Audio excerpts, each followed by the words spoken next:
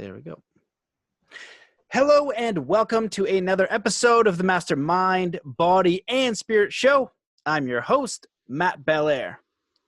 Today's guest offers a modern polymathic approach to integrating innovation, mathematics, artistic design, and entrepreneurship into balanced creations intended to benefit all. He is the founder, chairman, and managing partner of Scarcity, a growth equity holding company with a broad portfolio of company and asset holdings spanning healthcare, clean energy, social media, and financial technology. He is an accomplished sculptor, artist, and musician, and holds several patents and various intellectual property in the fields of DNA and phenotype expression, human cybernetic implantology, biophotonics, and electromagnetism. He has multiple publications in unified mathematics and physics related to his discovery of quasi-prime numbers, the world's first predictive algorithm determining infinite prime numbers, and a unification wave-based theory connecting and correlating fundamental mathematical constants such as pi, Euler, alpha, gamma, and phi. In what he considers his finest achievement and crown jewels, he is father to 3 beautiful children and lives with his wife, youngest daughter, and newborn son in Orange County, California. Welcome to the show, my friend, Robert Grant. Thank you. Good to see you, Matt. And by the way, to be clear, my children are definitely the most important, significant achievement probably in my life, but they're certainly not my crown jewels. Well, man, congratulations. I know that you have a newborn. Yours is 6 months, and yeah. And mine is 5, so that's really wonderful. And man, what you've been working on the last few years and since I've known you is truly amazing. To watch your work, it seems like every single time that we talk or we communicate, you are discovering something new in the field of mathematics.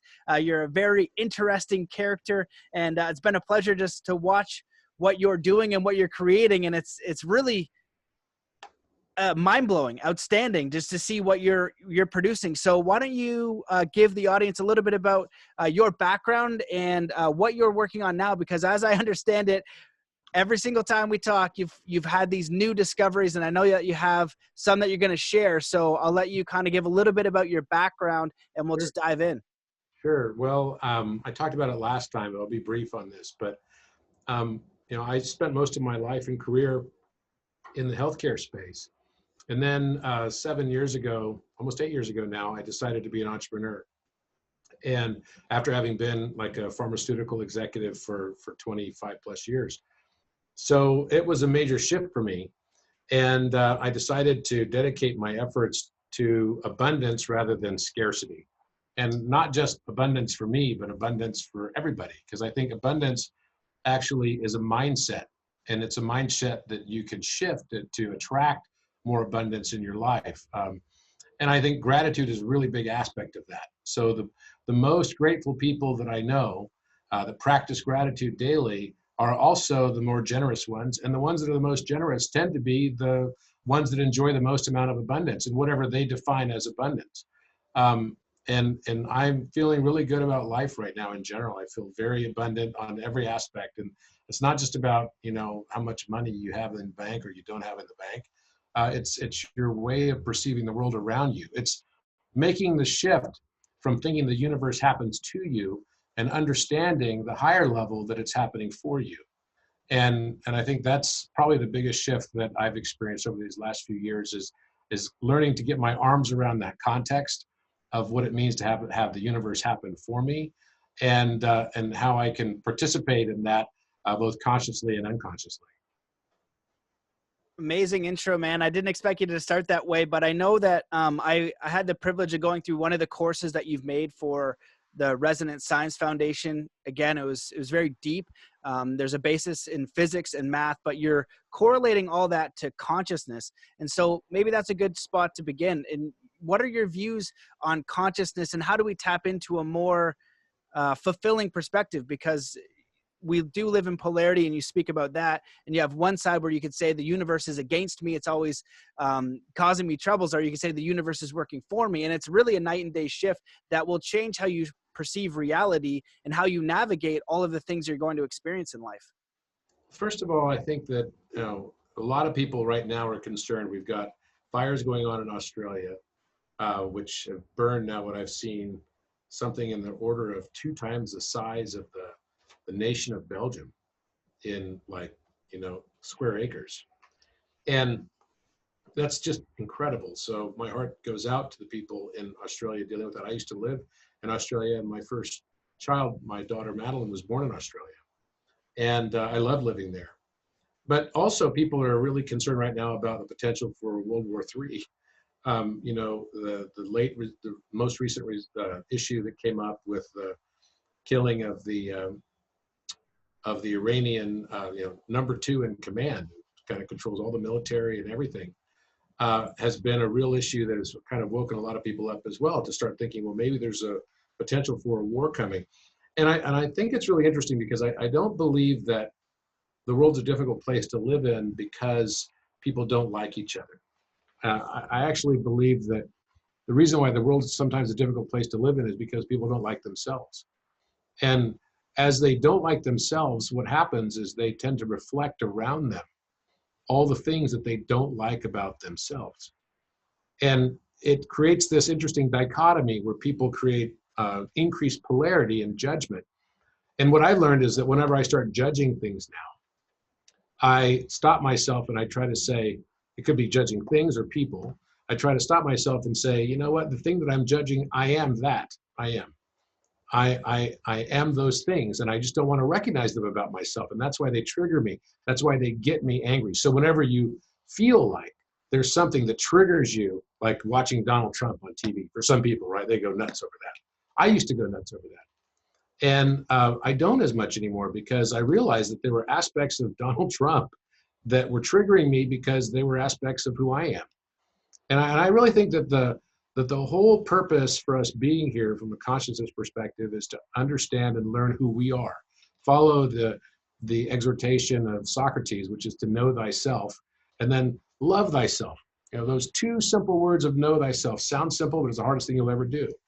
And I think mathematics and understanding mathematics is the language that your unconscious uses to communicate with you so that you can help to interpolate and interpret those reflections back of your own personality.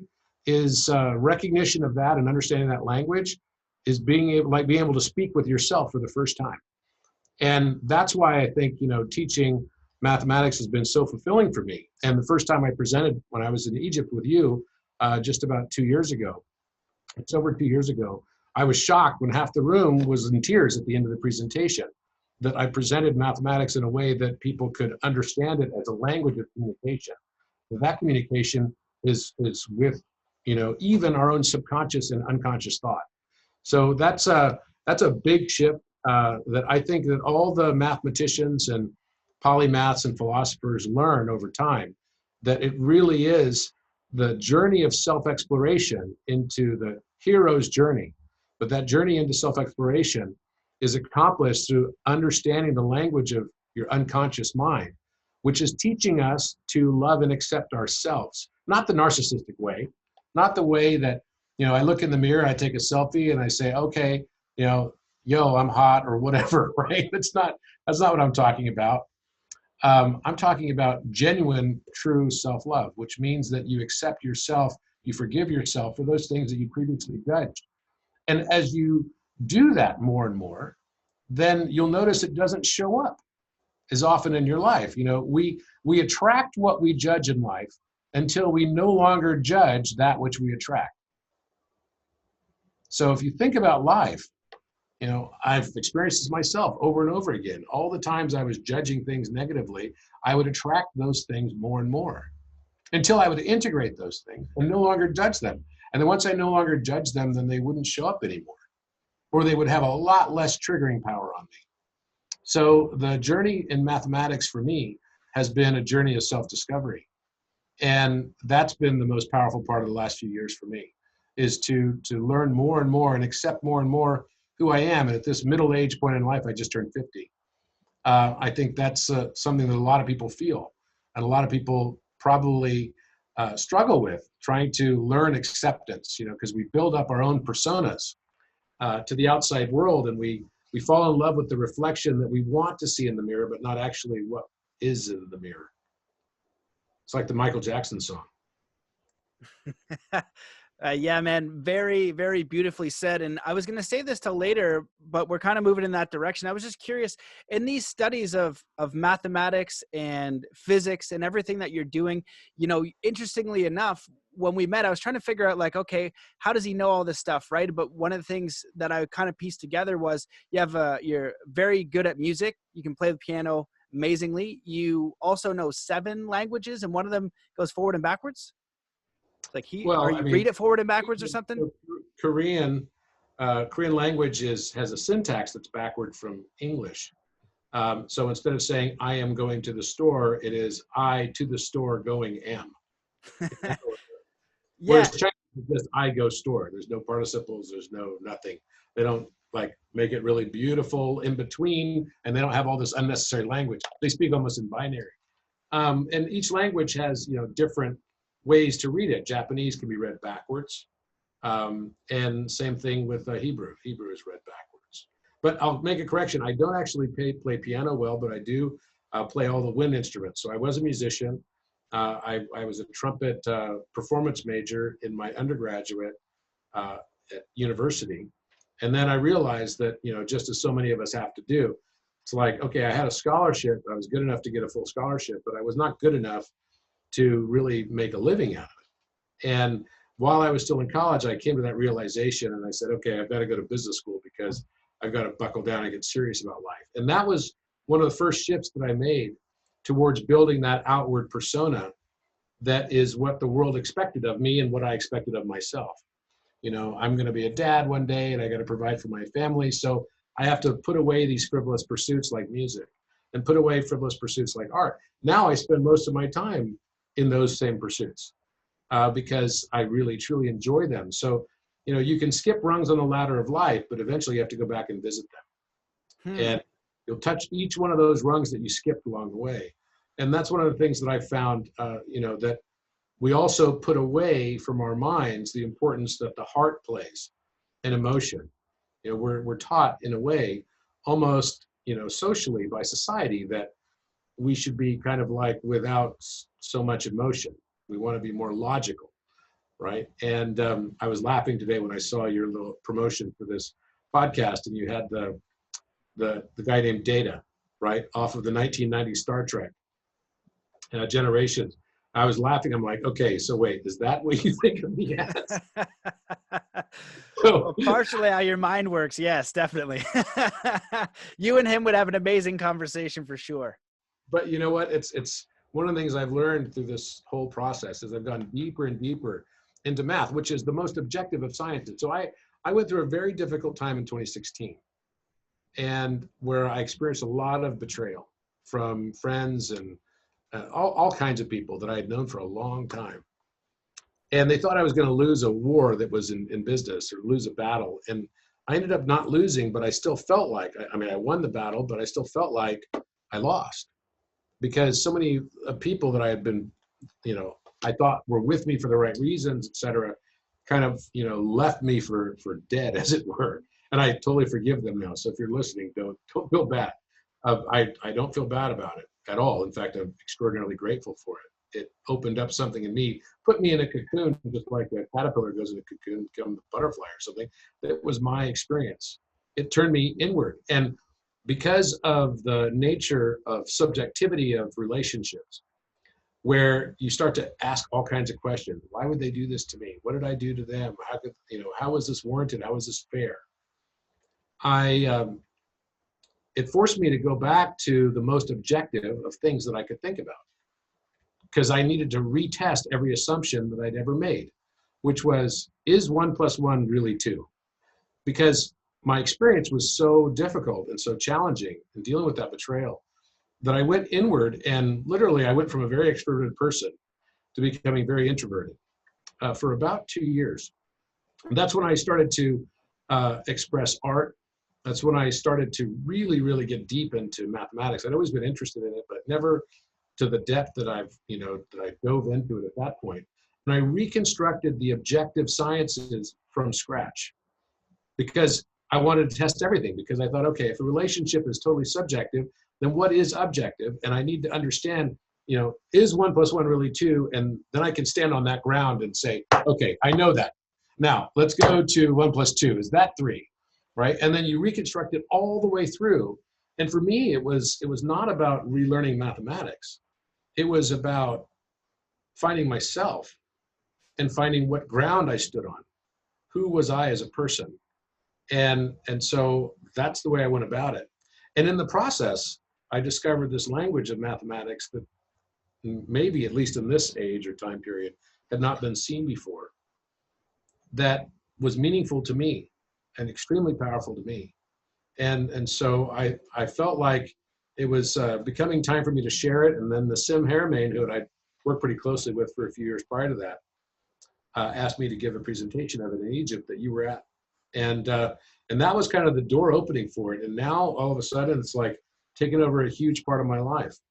And, you know, I still have all the companies and everything that I still am responsible for, but I am now practicing and doing the things that I really love. Every day for me is like a joy because I get to do all the things I really love. And I get to accept the things that I'm good at and the things that I'm not good at and be okay with that.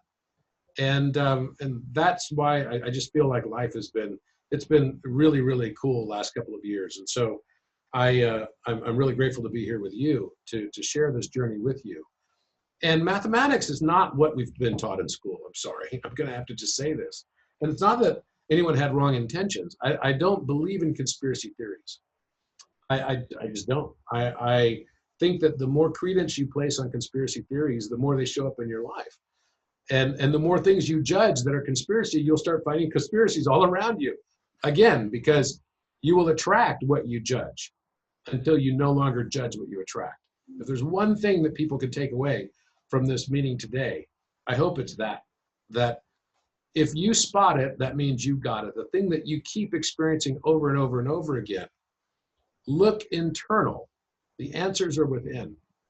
So it's not even taking a red pill or a blue pill, right? The red pill is just saying, you know what, I'm going to check out my own shit and I'm going to get into my own stuff before I really start looking out on the outside world.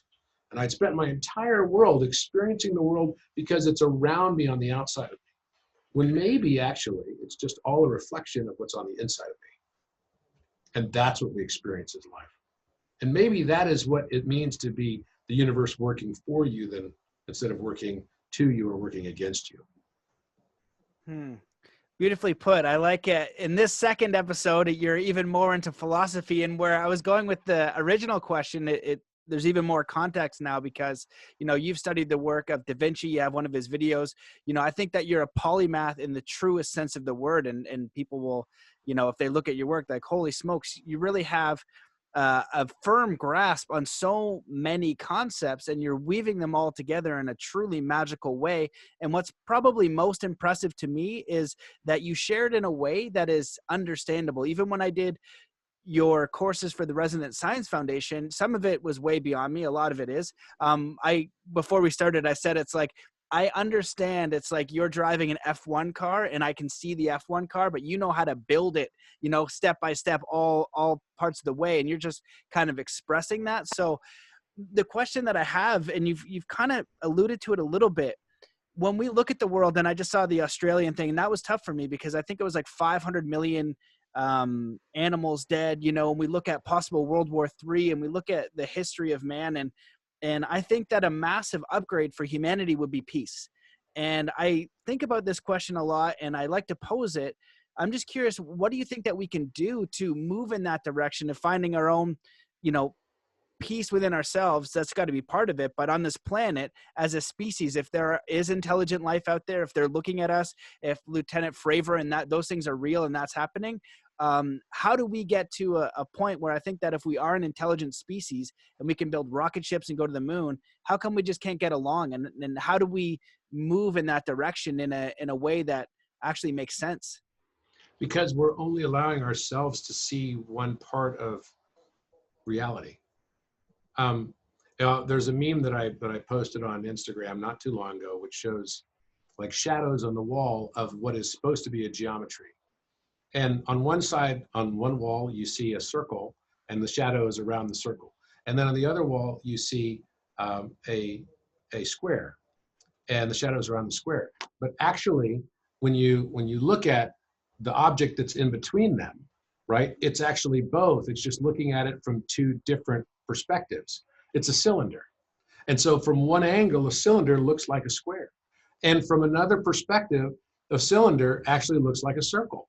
And from another perspective, it looks like a cylinder. It's actually all three. And so we simply don't have the means until we learn through our own self perspectives. We can only see one half of the world. We can only see our 180 degrees. And then even within that, it's our perspective within that. So even a Myers-Briggs analysis, have you ever had a Myers-Briggs test? Yeah. Do you know what your type is? I forget what it is. I think it's, yeah. I'm going to say you're probably an ENFP. It's like emotional, feeling, you're feeling visual. Yeah, you're extroverted, you're feeling, you're intuitive, and I'm guessing your closet's not like super duper neat. Nope. Okay, so I just did a mini Myers-Briggs test on you. You're an ENFP, which means you're a visionary. You're the kind of person who is good at motivating people. So you've definitely picked the right career to be in. You're in your wheelhouse, as it were. You can sell, ice to Eskimos type of thing, and your enthusiasm makes up for any gaps that you might have in your knowledge, and that's why people love you, right? Plus, you connect with them at a heart level because you wear your heart on your sleeve, whether you recognize it or not.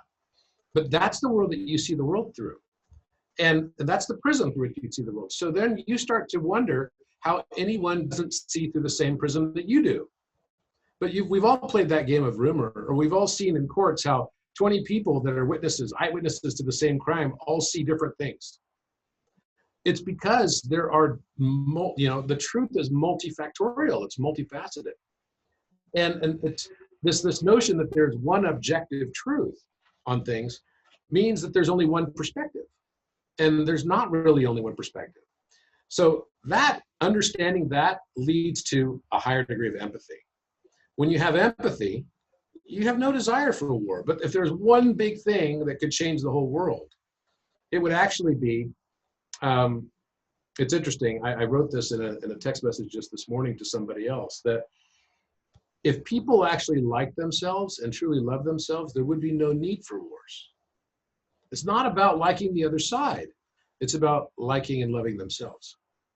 And we see this time and time and time again. I mean, I remember I joke about this in my company. We have an offsite every 6 months or so. And one of the guys on the team who works in the accounting department, I asked him, I'm like, okay, who here likes to gamble, right? Who likes to gamble here? And of course, the guy that works in accounting raises his hand, right? I'm like, well, why do you like to gamble? He says, oh, I like to go to Vegas. I like to let my hair down and everything. And he goes, I'm very controlled though. I know my limits.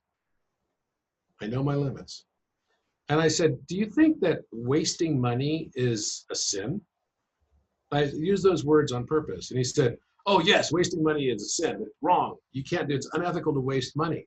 I said, and yet you like to go to gamble. He says, well, it's not wasting money for me. It's controlled and calculated risk.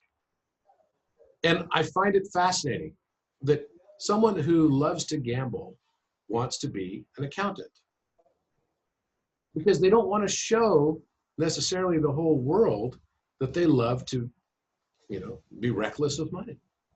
And so the way that they can show the whole world that they are not reckless with money is by choosing accounting. Now, how many choices in our lives do we have like that? How many things have we chosen because we've decided I don't want to be portrayed in a certain way. I want to be portrayed totally differently. So I'm going to choose a career that's totally in line with the way I don't want to be portrayed. Maybe that's how some people end up, in certain jobs. Why is it we have such a pedophilia problem in, certain jobs? And I saw Ricky Gervais last night, who was like really brutally mean. I saw And that too. Oh God, I don't know why they keep inviting him back, but it's amazing. It's like he's just so ruthless. It's amazing. he's so ruthless. He's so ruthless. But he dropped a joke about the recent movie, The Two Popes. And I watched that recently. I thought it was actually a very good film. And I didn't know the story. Interestingly, I didn't know the detail behind that came out of the story, which was fascinating, about how the Pope wanted to resign, which is like, how do you resign when you're the Pope, right? You're supposed to die. And then they'll choose a new Pope. But this was something that the papacy faced. And I went to the Vatican in May of this past year, 2019, and I got to speak in the Vatican on prime numbers, which is like, wow, right? I never thought I'd be getting an invitation. This last year, I got to speak with the Dalai Lama about consciousness, mathematics, and physics.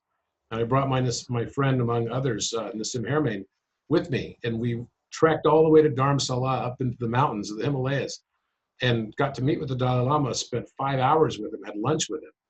And it was a really epic discussion. So I'm so grateful that my life is taking these turns, right? These turns. And I really truly believe that the answer to peace, it goes back to, I don't know, Bob Marley, it goes back to Mahatma Gandhi. Be the change that you want to see in the world, and have that change be something from the inside out. It starts within you. That changes the world. The world around us can either be a heaven or a hell. The moment that we start really perceiving it as a heaven, then you know you've actually made it, because that's the reflection of what's on the inside of you. When it's consistently difficult and challenging, no matter what, and I'm not belittling what experiences and suffering people deal with, because everybody deals with different suffering. But when it's consistently that you're seeing the same patterns over and over and over again, those same patterns are there to teach us. It's like a trigger. Wake up. Consciousness can't speak to you directly. It has to speak to you through synchronicities. It has to speak to you through experiences that you keep perceiving over and over again through the lens or the prism of your own perspective. If we can change the way we perceive ourselves, there won't be need for wars anymore. And that's what I truly believe. When you start to recognize that the hurt of any man is the hurt of every man and woman, and the benefit of any man is the benefit of all men and women. That is just a different approach. It's an inward look on life rather than, geez, why are they doing all these terrible things? What can I do internally to change the reflection? That's a completely different journey. And I think that's actually the main reason, I truly believe, why we're all experiencing this. That's amazing. I was just finishing taking a note. I think that was very well put, and I really understand the prism idea, because when you were sharing, my view, the Myers-Briggs, and it is a prism that you see the world in, and if you're able to change that, you're going to change your own experience. I use the example very often of just being very overweight and sick and ill. And it could be a lot of choices that you make to have that. You don't exercise, you eat really poorly, all these different things. But if you begin to just switch your thinking a little bit, start having a few new habits, start to just learn a little bit more about health. I met a guy at the gym actually about a month ago, and I'd seen him come in. He was very overweight, and I just said, "Hey man, it's like good to see you. Like I see you're keeping it up." He's like, "Yeah man, I lost 189 pounds last year." I was like, "You lost 189 pounds? I weigh like almost like just a bit more than that. That's amazing." And so I asked him, I said, "Hey, like what was the change for you?" Like he's like, "I was in a hospital bed and I was going to lose both my legs." And they said it was too late. That's what they told him. He said it was too late. So that day he went to the gym and he let himself go to that edge to make that change.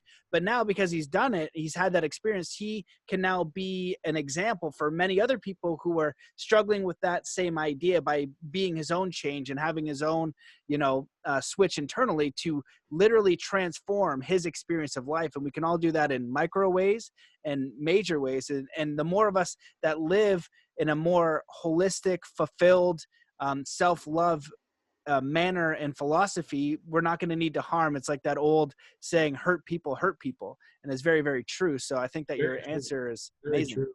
Well, on the Myers-Briggs thing, one of the exercises that I like to do with teams is I obviously do the test on what Myers-Briggs type everyone is, and then you can tell how their communication styles are going to work together in a team and who's generally going to be good in one particular task versus another. And that's what good leadership and management is about, is being able to allocate resources efficiently and, to highest and best use. Well, one of the things I asked them to do, though, is that I asked them to read the opposite Myers-Briggs type as well, and then write down the 3 characteristics of your opposite Myers-Briggs type. Remember, there's 4 dimensions of it, so you're either extroverted or introverted. You're either intuitive or sensory. You're either thinking or feeling, right? And you're either judgmental, right, or perceiving. Now, judgmental is probably not a good word for it. This is not the judgment way that you and I talk about. These tend to be people that are very, very, everything has to be super neat in their closet. If they're going to go on a date, nothing can be left to spontaneity. Everything is going to be planned in advance, right? And so I asked them to read their opposite type. So for your opposite type, so you didn't know this is going to be an interview on you, but on your opposite type, Matt, so if you're an ENFP, your opposite type would be an ISTJ. Okay, now, what I just described is someone who is a very good manager, an ISTJ. And an ISTJ is someone who is super neat, incredibly neat, really efficient at managing resources, utilizes no emotion whatsoever in how they make those decisions. So it's all logos, no pathos at all, like no feeling, and is sort of like robotic in how they deal with things. They don't take into account how people feel. They don't really care how people feel. It's going to be, and the types of professions they end up in is like a manufacturing engineer, right? Is a good profession for an ISTJ. Can even be a senior executive in a corporation in a managerial capacity. And those are the, or policemen. Policeman's another one that they're very, very strict and rigid. Some lawyers, especially patent lawyers, although they'll often be INTPs. But basically they choose all the things that they want to try to accentuate the things that they've chosen for who they are and their persona, right? And I asked the team members to write down, and no type is a good or bad type. They're all good and bad at the same time. Everyone's got an equal amount of good and an equal amount of bad, right? Everybody's shit stinks. It is what it is, right? Everyone could get over it and just accept it and love it.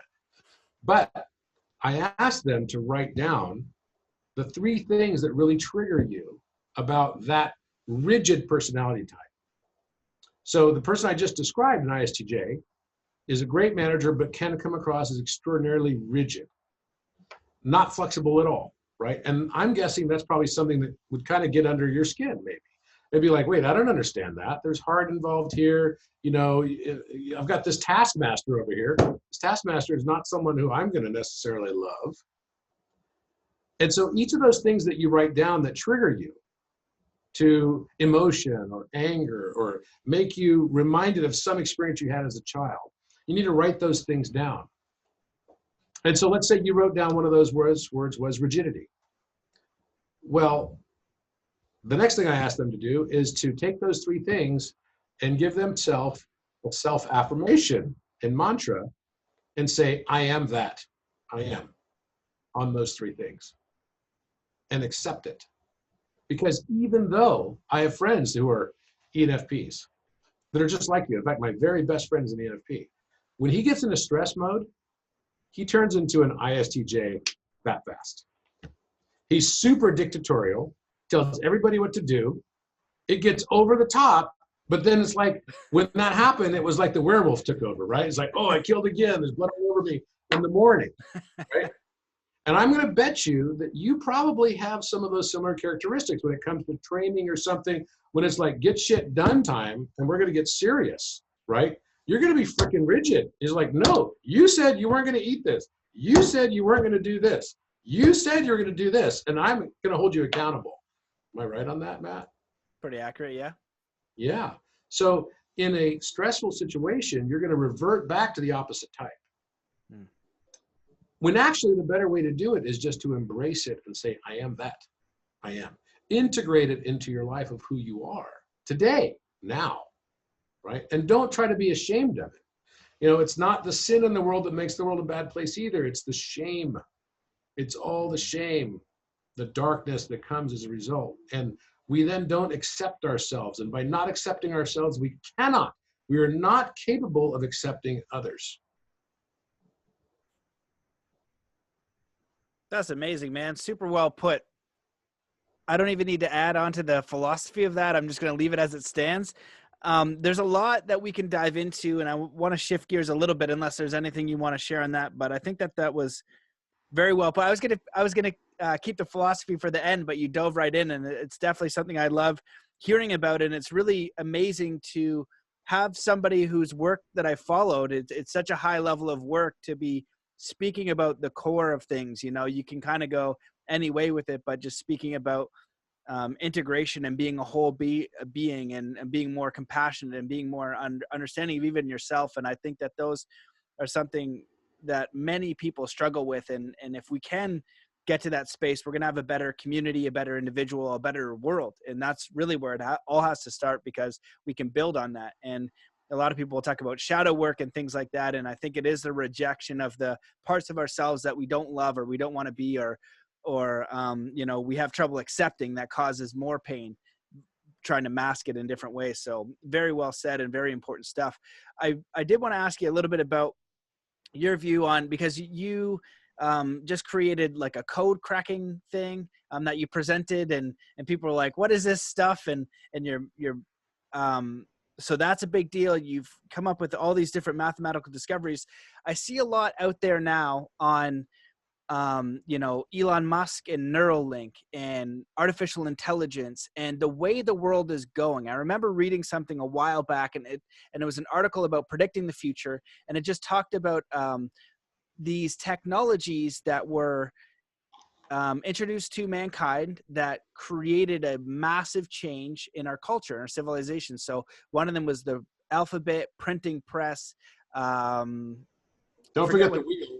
The wheel's got to be somewhere. Yeah, the wheel, you know what I mean? Like, and then the newest one is the internet. And so now what we're experiencing is this exponential increase in technology. You know, you have 1400 to 1800, you're going to increase technology in some way, but you look at 1990 to 2020 and how vast we've increased. And so the example I like to use is a lot of the kids now listening to this, the older generation will understand it, is Atari.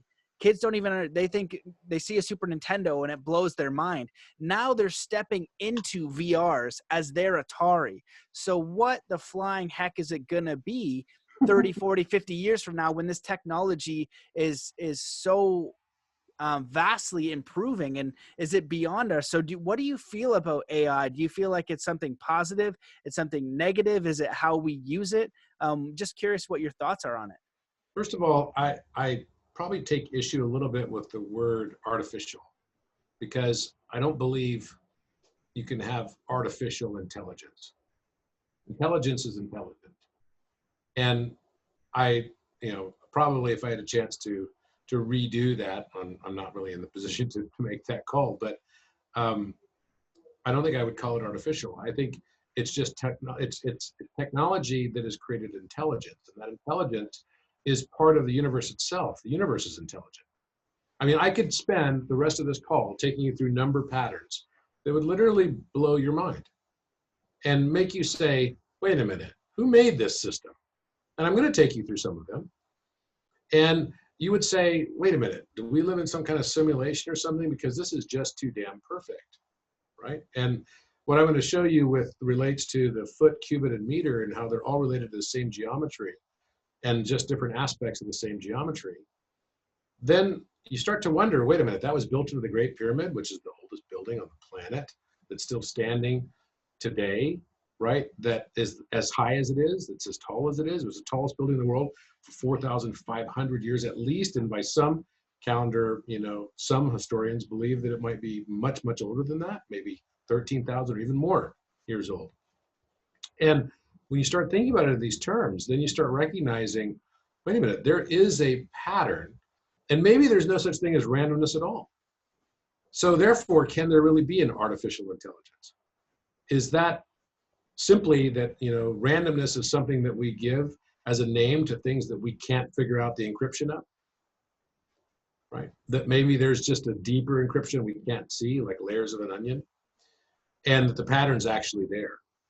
And what I would say to you is that all my work in mathematics has been exactly that, you know, I've not found anywhere where there's no pattern yet, like nowhere.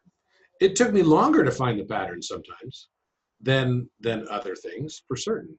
But, you know, prime numbers are a good example of this. They're supposed to be totally random, not predictable, and yet we found the pattern that predicts prime numbers infinitely. And that isn't disputed. No one's been able to write a proof against that holds any water in any way, shape, or form, because it's just a fact. It just is what it is. And you'll see this in the other stuff I'm going to present today. But, you know, as far as artificial intelligence goes, again, number one, I don't think it's artificial. Number two, I think eventually these iPhones that we use, you know, may end up inside your eye. And this is a little one of these types of technologies that we work on called an intraocular lens. It goes inside of your eye. And on that little tiny board there, which is black, looks like a black donut in the center of this, you can put a tiny, tiny little camera, called a CMOS camera, and you can record virtually every experience that you have in your life. And it can all go to a cloud somewhere, so that if you wanted to access all your memories, you could. Maybe you download it to your next cloned body or something. I don't know. We could insert any Black Mirror episode you'd like here, but There's literally an exact episode of that exact thing. Are Yep. you saying that it's a lens, like a contact lens, or it's in my eyeball? Because if it's in my eyeball, that freaks me out. If it's a contact lens, I feel like I'm okay with it. No, it's in your eyeball. In Jeez. your eyeball. So you don't have to deal with the pain of changing it. Now, I had this idea in 2013 and filed patents on it, and the patents got issued. And you know, my philosophy is a lot like Tesla's and Elon Musk on this one. Is you have to file patents in today's world to protect it so other people won't block the world from using it, right? It's just the nature of the beast. And so, you know, I filed lots of patents on different things, but my general philosophy is similar to Elon's, which is, okay, you know, obviously I want to get a good return for shareholders, et cetera, just like any other person who has that obligation to do so. But at the same time, I'm not, you know, like Elon Musk announced last year, where they're going to make, you know, their patents available to people. They can. They're just not going to pursue. What that means is the patents are available to everybody already, but it just means they're not going to sue people that go and happen to infringe those patents, right?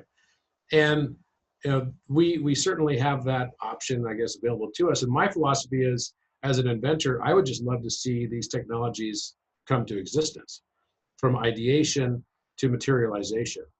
And I do think that there's an opportunity for advancing human cognition. Now, there's all kinds of questions, and some of them ethical type questions, right? Of, is it right to have some human beings be able to access Google inside their eye when they're taking a test or whatever?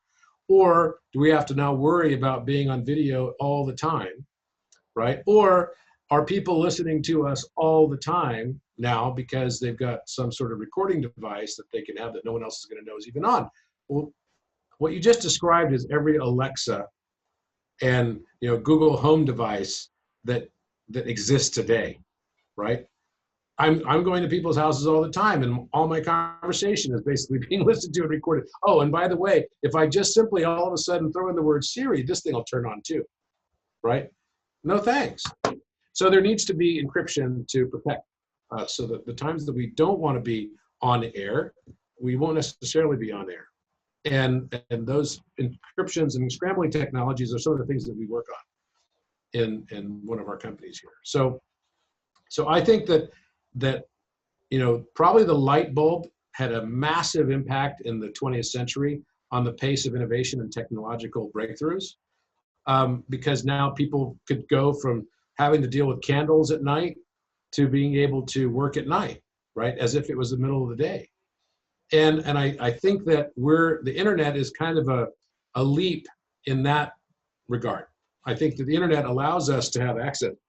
I mean, I can access more than the Library of Alexandria right here in my iPhone just by doing a search. on things. So it allows me to learn things much faster. I can take physics courses from Richard Feynman, even Albert Einstein, even, some of the Leonard Susskind at Stanford University. I can take courses from Ken Wheeler and many, many others that I would never have taken the courses at the university, but they're all accessible now online from the top physicists in the world. I can do the same thing with mathematics. I can do the same thing with any subject. And that's unprecedented in the history of mankind, having that rapid access. So I think it is changing the pace of innovation. I think it will continue to change the pace of innovation. There's a good book on this. Some would say it's a sort of a dystopian, futuristic kind of look at where technology is going under Moore's law. It was written by Ray Kurzweil, a futurist. And it's called Singularity, right? Singularity is near. And basically it's saying that by 2040, we'll be able to create eternal life. So whether that means you're going to be uploading your past memories into a new body or cloning yourself or whatever it means, or some cybernetic consciousness, I don't know. What I can tell you is that this is already happening right now. All these technologies are already moving that direction. I think society is going to have to ask the questions, is this going to be the next Skynet or whatever? And I think it will be what you perceive it as. So if we perceive it something to be terrified of, it will probably be something to be terrified of. If we perceive it as something that can be a tool, just like anything else, a lot of people didn't like the fact that cars were invented. The horse and buggy business went out of business.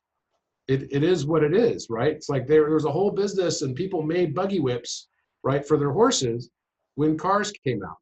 And then those businesses basically went to the wayside.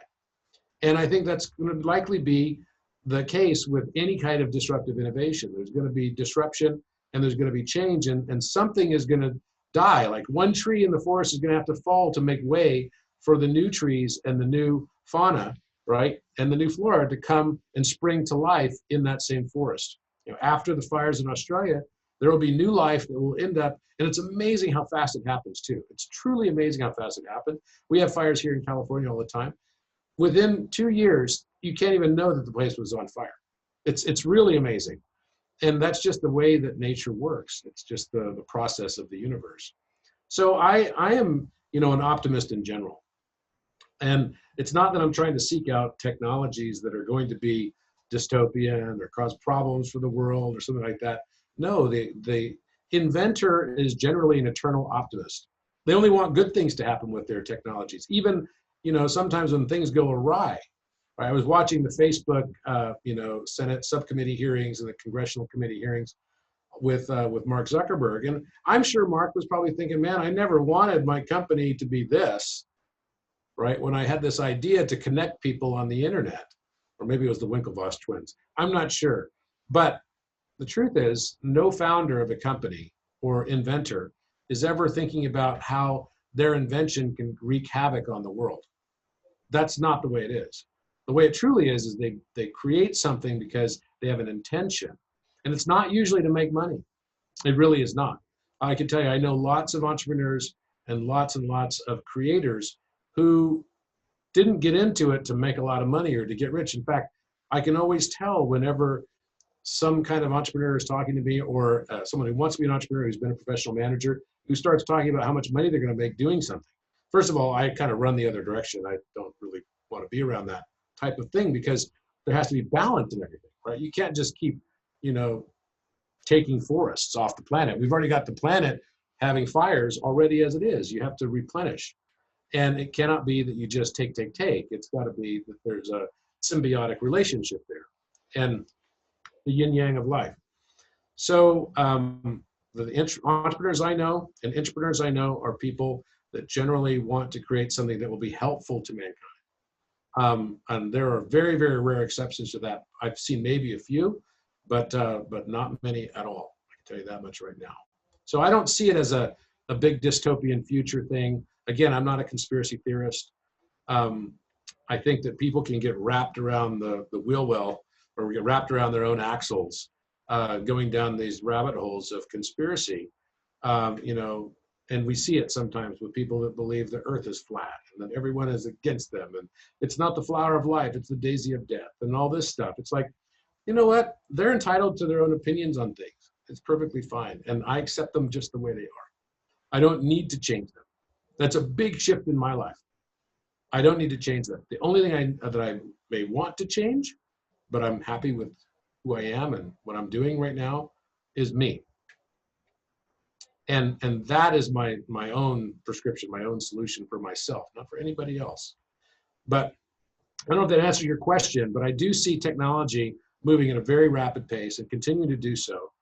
And I see humanity and what we've defined as human capacity as being dramatically affected and shifted, not only as a result of technology, but as a result of our own expansion of consciousness.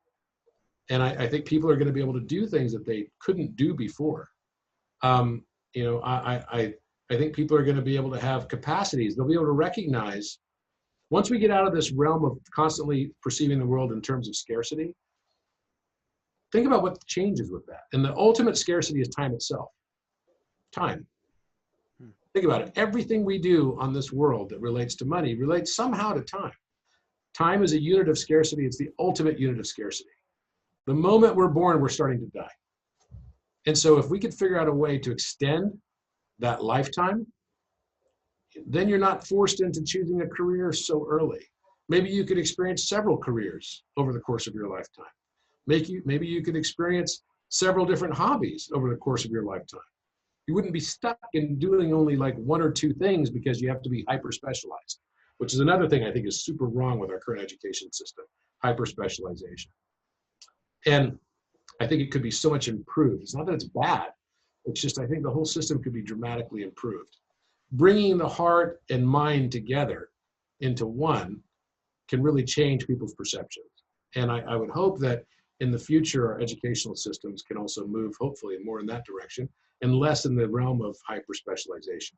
You know, it's funny, since they've gotten rid of music in some schools and art in some schools, test scores have gotten worse. They haven't gotten better. And I think that's, again, you will continue to chase those things. You'll attract what you judge until you no longer judge what you attract. And if you're trying to chase better test scores, the more you try to focus on those test scores, watch it, those test scores will end up going down by all the judgment that we're making about, oh, well, you know, music and art are frivolous pursuits. Actually, music and art, look at the Chinese, they're really good at music in particular. When I was in MBA school, half the guys in my class were Chinese and Indians because they had a different way of looking at mathematics. They look at it more naturally as a musical construct. They look at it more naturally as a language. And yet we've gotten deeper and deeper into a Western way of looking at math, devoid of any esoteric value or any value that could be other than just the objective of arithmetic. And I think that's going to change.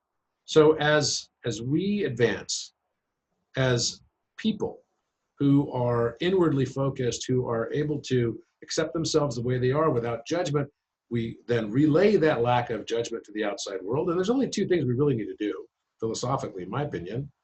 It's love everybody because they are reflections of you. And don't judge anybody because when you do, you're just judging yourself. That's it. There's not more to it. It's not more complex than that. But you know, technology is going to do what it's going to do. And there's a pattern that's established here. And the pattern is going to continue to go forward. It's not going to all of a sudden stop. And just because someone says, oh, it's wrong to pursue, you know, artificial intelligence, aren't we playing God? Doesn't mean that all of a sudden artificial intelligence is going to stop. In this regard, I think it's funny because Elon Musk is probably the most vocal advocate about how we need to limit artificial intelligence, but he's probably one of the biggest entrepreneurs focusing on putting his dollars in that area. Right, cars that drive themselves, you know, Neuralink, those types of technologies. And I have deep, deep respect for Elon Musk. I think he's an amazing, amazing guy. And I am blown away by what he does every day. But, you know, again, it's like the things that you're afraid of is the thing that you are. The things that you judge in others is the thing you are. And that's true for me and it's true for everybody.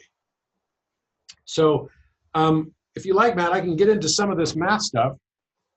Yeah, definitely. I just wanted to make a quick comment because you opened up probably 1,000 can of worms just on that little mini rant. But I was reminded of the Bible and people living up to 900 years plus, and how interesting we would be if, like, you know, we lived 100 years, 200, 300 years, how differently we would view life. And you look at, that's why people, I like studying with indigenous cultures and what I've learned from them, because it's a lot of basics. And one of the basics is respecting your elders and how much wisdom comes from that. And, you know, my family and culture was a little bit that way, but the indigenous cultures they're a lot more. There's so much more wisdom in a person who's lived 80 years, 90 years. Well, imagine 300 or 400 years. It would change the whole paradigm. So the time as the ultimate unit of scarcity is such a fascinating and critical perspective to kind of have a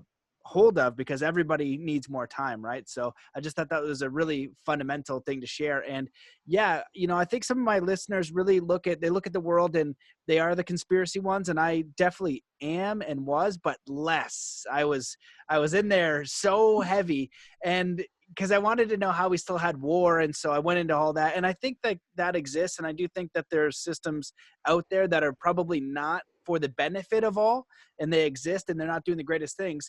But what is more important, once I understand that, is what do I do about it? And I can choose then, now what will I do? So my friends were arguing, my buddy exploded the internet the other day and put a comment about the education system in Canada and certain people making over 100K a year. And he was saying, like, the higher ups who are organizing it, and everybody lost their mind.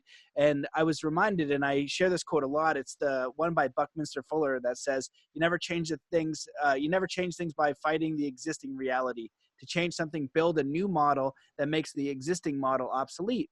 And so when you look at all these heated divisions of people arguing these two different sides, if they were to work together, even just like 10% of that faction, work together on any potential solution that was 1% better than the thing that they didn't like, we would have monumental changes. And so I think it's that perspective shift of saying, hey, this is something that we're resisting, that we don't like, that we can improve upon.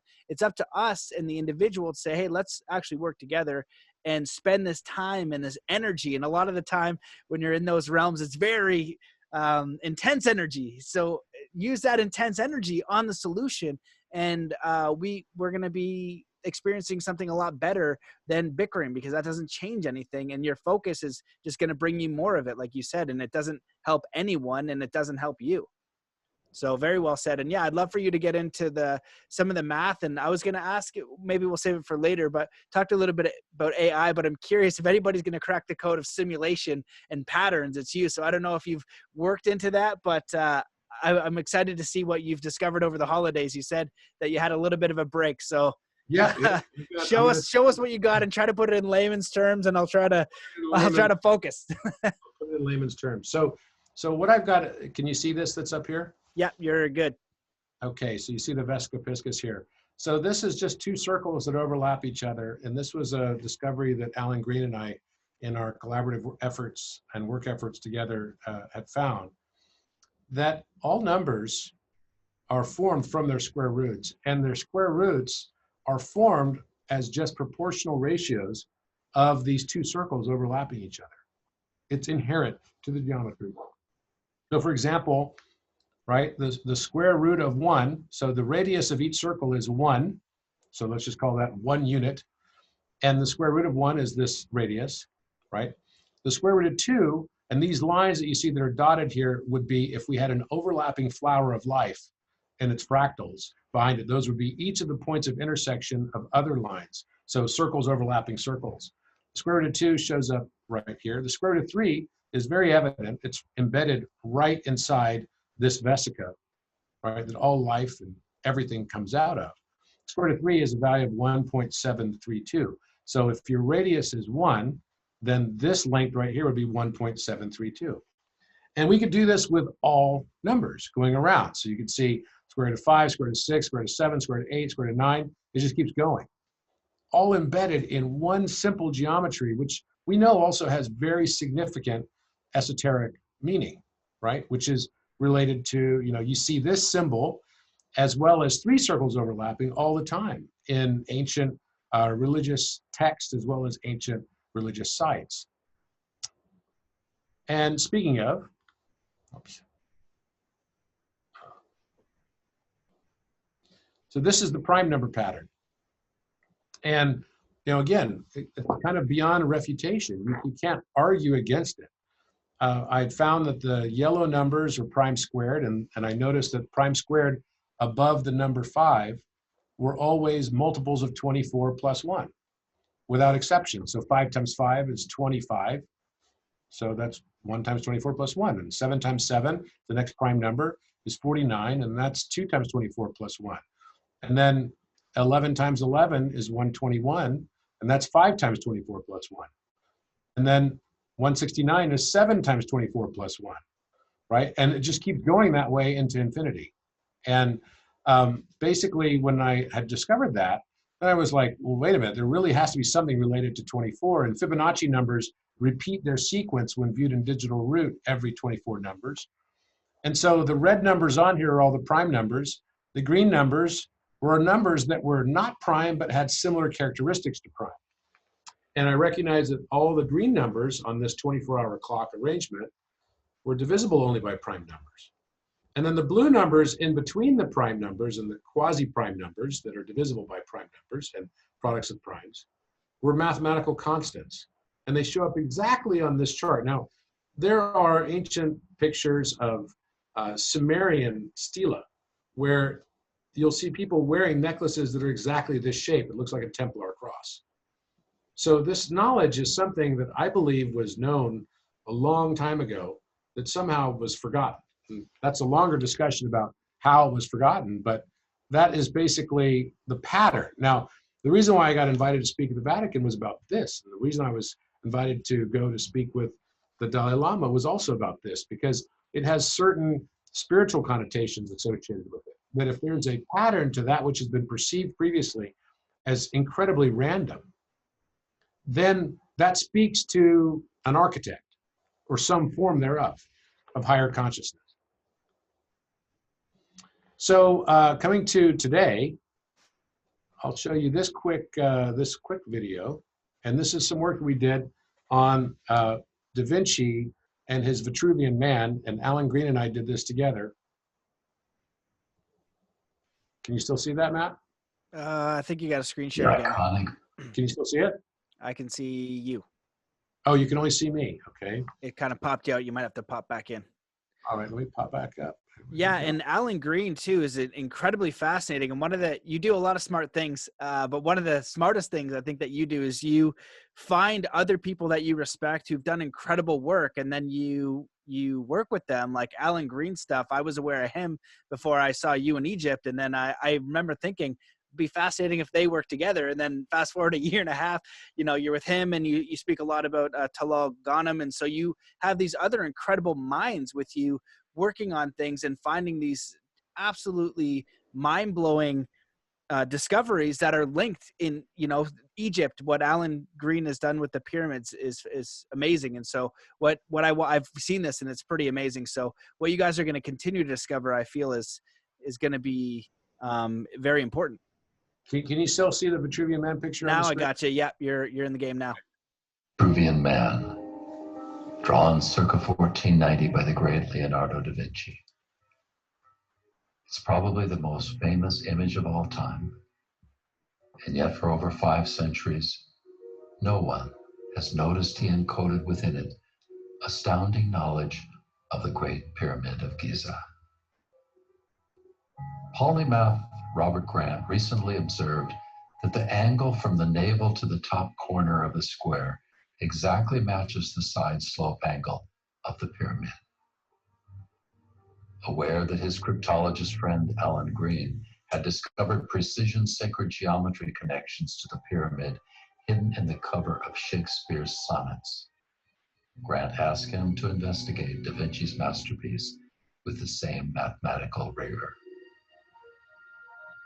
What they found challenges our entire concept of what this enigmatic work of art is really about.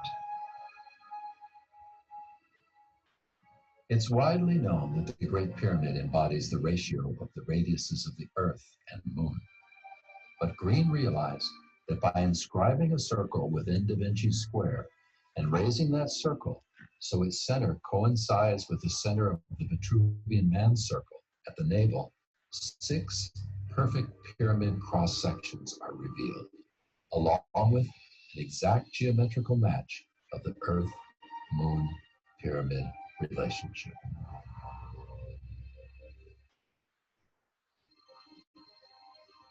Da Vinci states explicitly, in the backwards mirrored text surrounding his image, that its proportions are exact integer ratios of the whole man. And he's cut his man in 14 places, clearly identifying those proportions. In addition, he says decrease the height of man by 1/14, a second veiled reference to the Horus Eye myth in which Set cuts Osiris' body into 14 parts.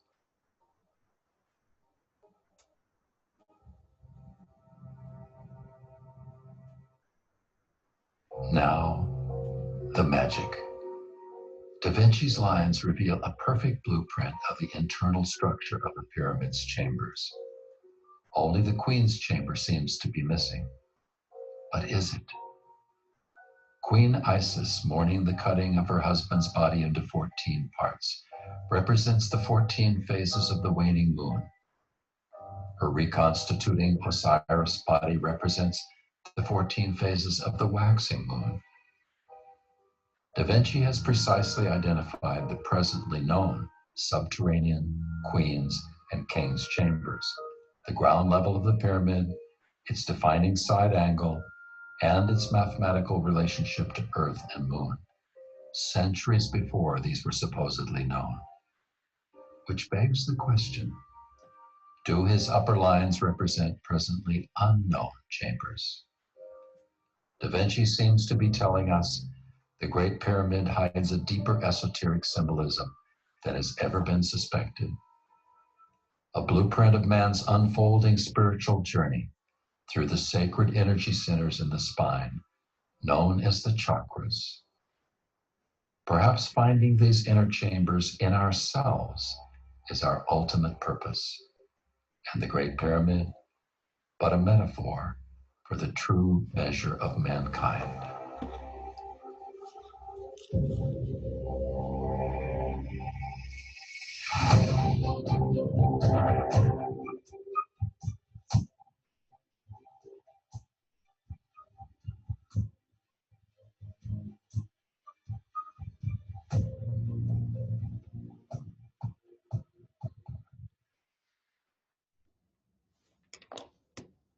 So I'm super excited. I'm going back to Egypt in another, several weeks.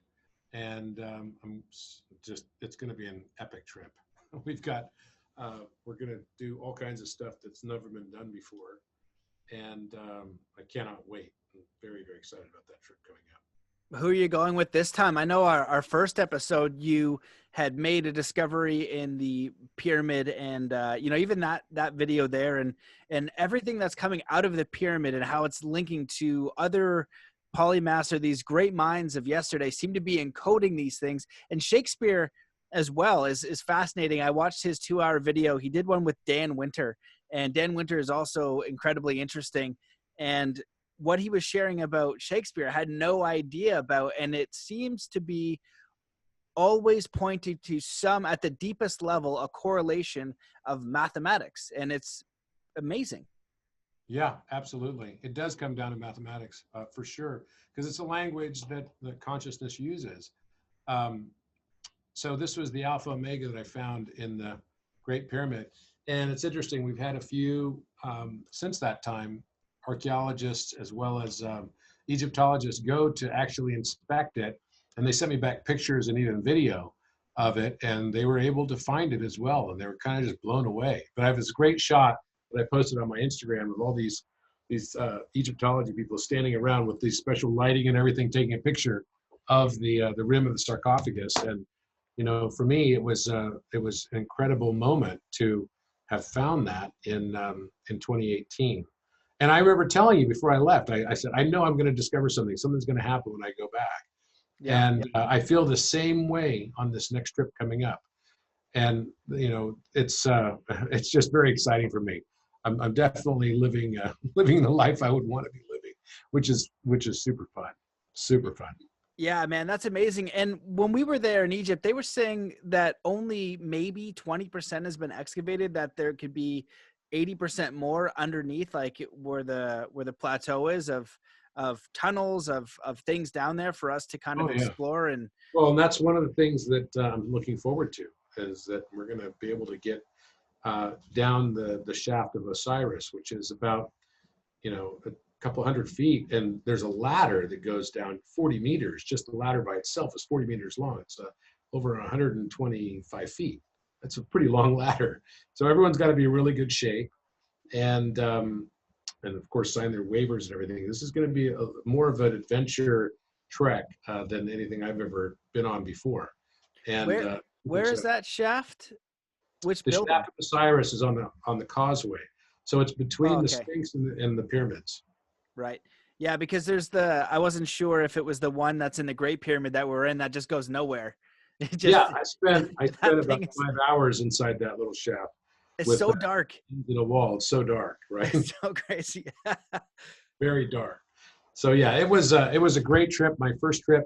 I've spent 3 nights in those pyramids now, and I'm going to be doing it again at least once, if not twice, in another month or so. So I'm very excited about it. It's going to be a super epic trip. Yeah, So man. I'll show you a few other things that are just very recent. One of the things that I had discovered recently as well is that all math constants. So you probably are familiar with Stephen Hawking, who is a famous physicist who, recently passed away.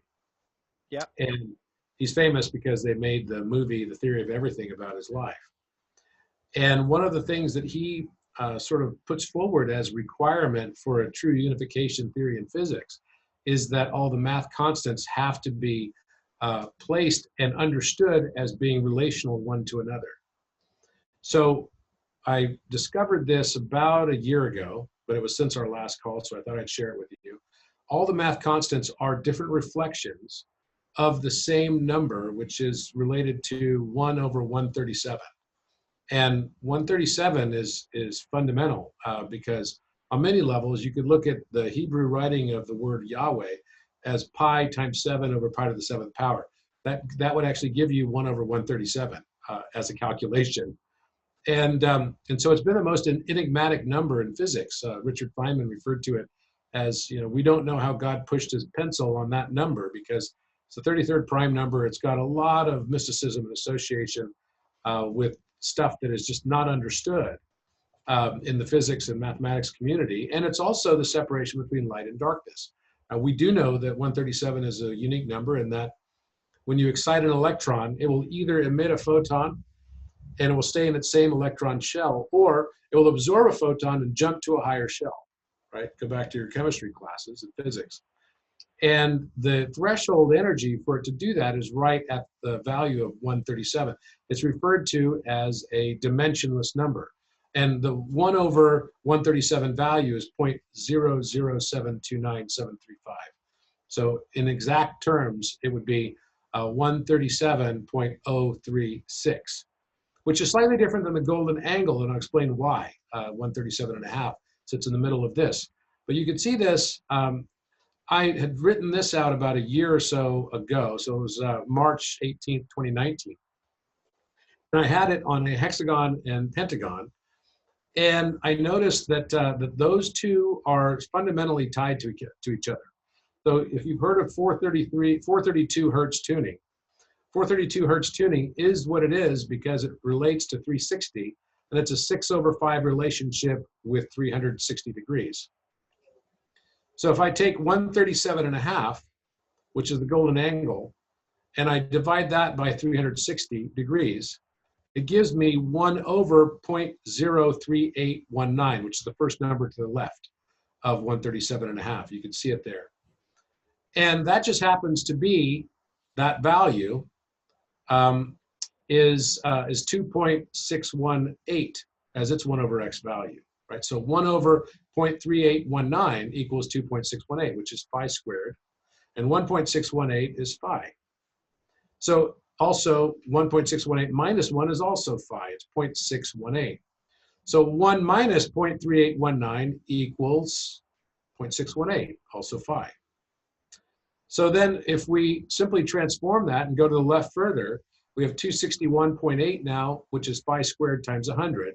Divide that by 360 gives me 0.72727. If I multiply that by its up harmonic relationship, which is 432, it now gives me 314.159 degrees.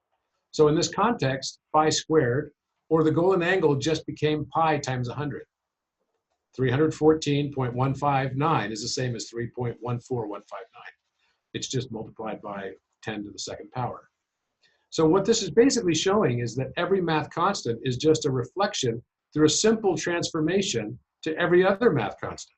So all those math constants on the right side here, which is phi, phi minus 1, phi squared, pi, 1 over pi, 4 over pi, alpha, right? And gamma plus 1, and Euler minus 1. These are all fundamental math constants that are perceived to be totally separate, just as you and I are separate, but actually they're just reflections of the same number through simple transformations. I'll give you another example. 137.5 transforms up. 137.5 divided by 360 gives you that 0.3819 I mentioned. 1 minus 0.3819 times 360, or divided by 360, excuse me, equals 0.1718, which is exactly the value of the sacred cubit in feet. And it's also Euler minus 1 divided by 10. So the Euler number is 2.718. You subtract 1 from it and divide it by 10, and now you've got 137.5, right, subtracted, divided by 360, subtracted from 1, and you got the exact same value. Now you can do this on your calculator at home. This is a language. You can think of verbs as mathematical constants, like each of these numbers are, that are having irrational tails, like appending an ing to the end of a word, like the word text. I can be texting. Ing is like the irrational tail, which connotes a verb of action. And so this is the language that consciousness and the universe uses to do things. It's actions. 1 over 0.1718, which is Euler minus 1 divided by 10, minus 1 minus 137.5 at that fractal gives me the 222.5, right? Square rooted, and now I have the gamma constant, which is called the Euler-Mascheroni constant. And then if I take that value and do the same transformation to it in reverse, I get now 0.1618, which is back to phi. So all of these are all verb conjugations of the same verb. So part of the reason I went to meet with the Dalai Lama is to show him this, that all the math constants that the realm of science and mathematics has looked at as being completely separate and not at all connected to each other are all just mirror reflections one of another. And I think that has some very big philosophical connotations associated with it too. So every math constant is just a reflection of every other math constant. Is your mind blown yet there, Matt?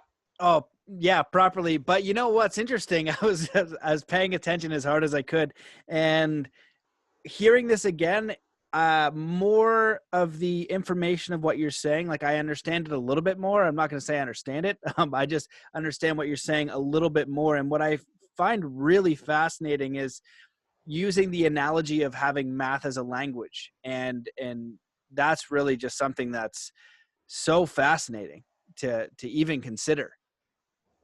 Oh, absolutely.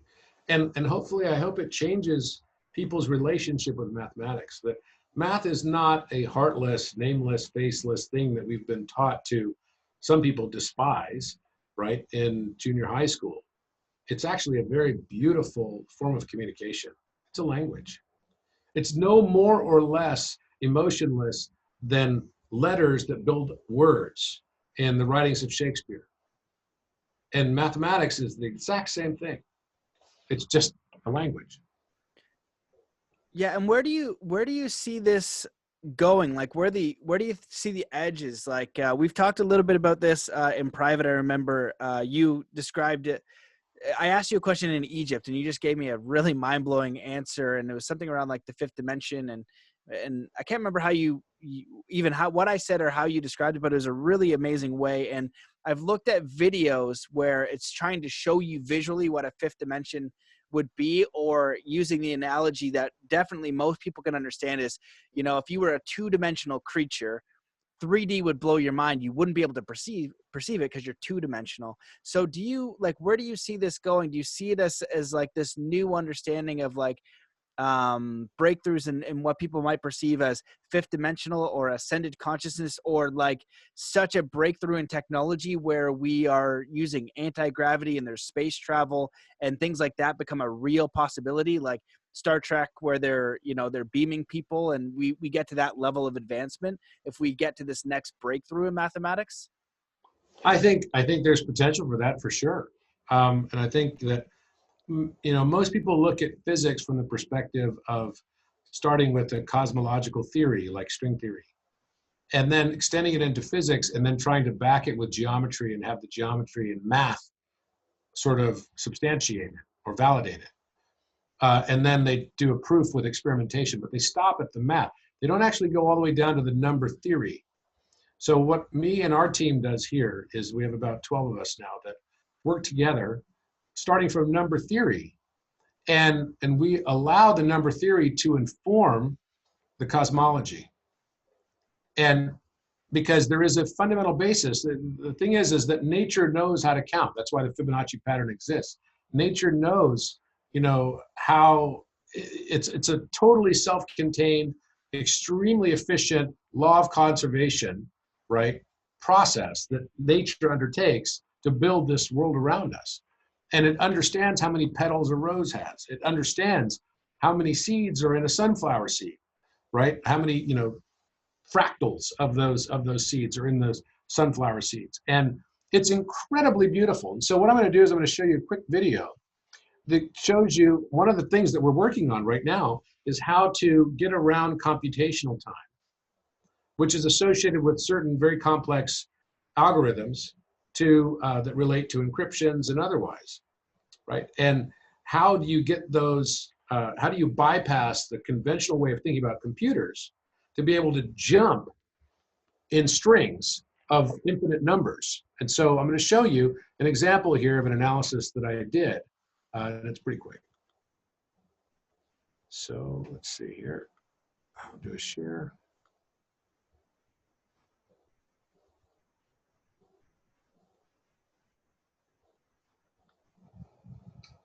Okay, so this is on exploring the rotational symmetry of 1 over x values of prime numbers. And notice this pattern that, that you basically take any prime number with what's called a period, so 1 over x value that is either a full period or a half period.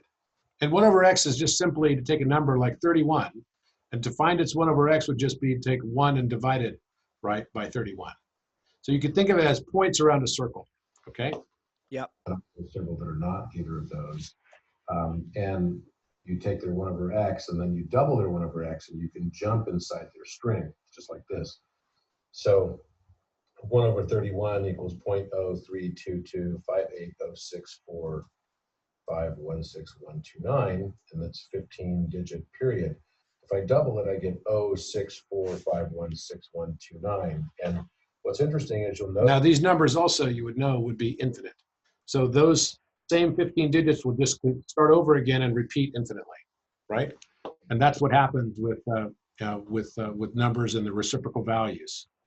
That 064516129, and then it starts over again at 032258, is exactly matching the number above it.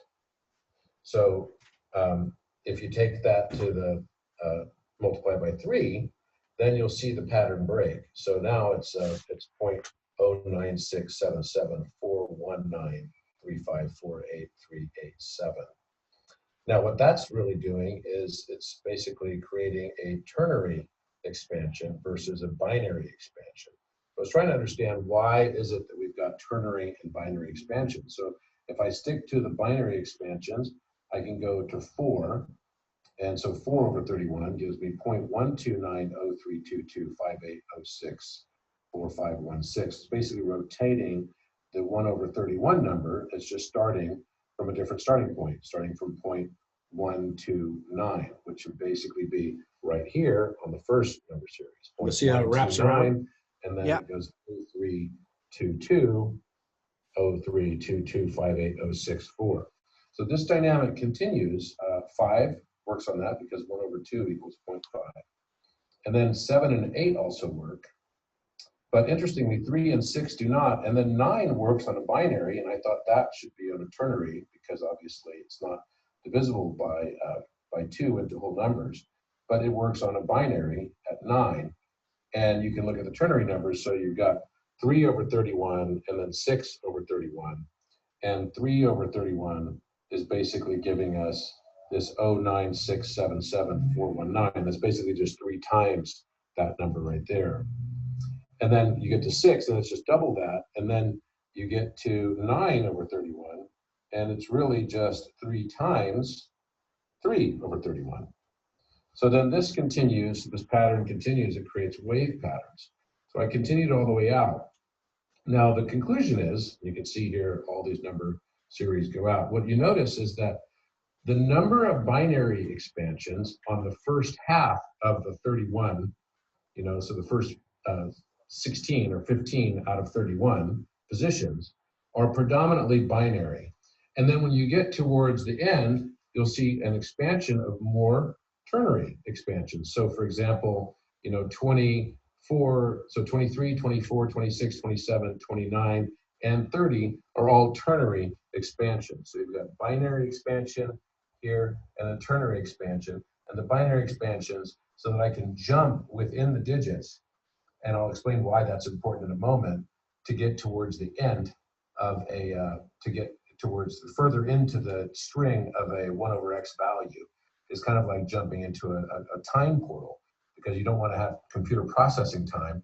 If you're trying to express a very, very long period, you've got to express all the numbers in between, the first digit all the way to wherever you want to jump. And so I'm trying to find a faster way for computers to be able to jump mathematically into those 1 over x strings. And the ternary expansions are 3, 6, 11, 12, 13, 15, 17, 21, 22, 23, 24, 26, 27, 29, and 30. Now, what I did is I decided to put this onto a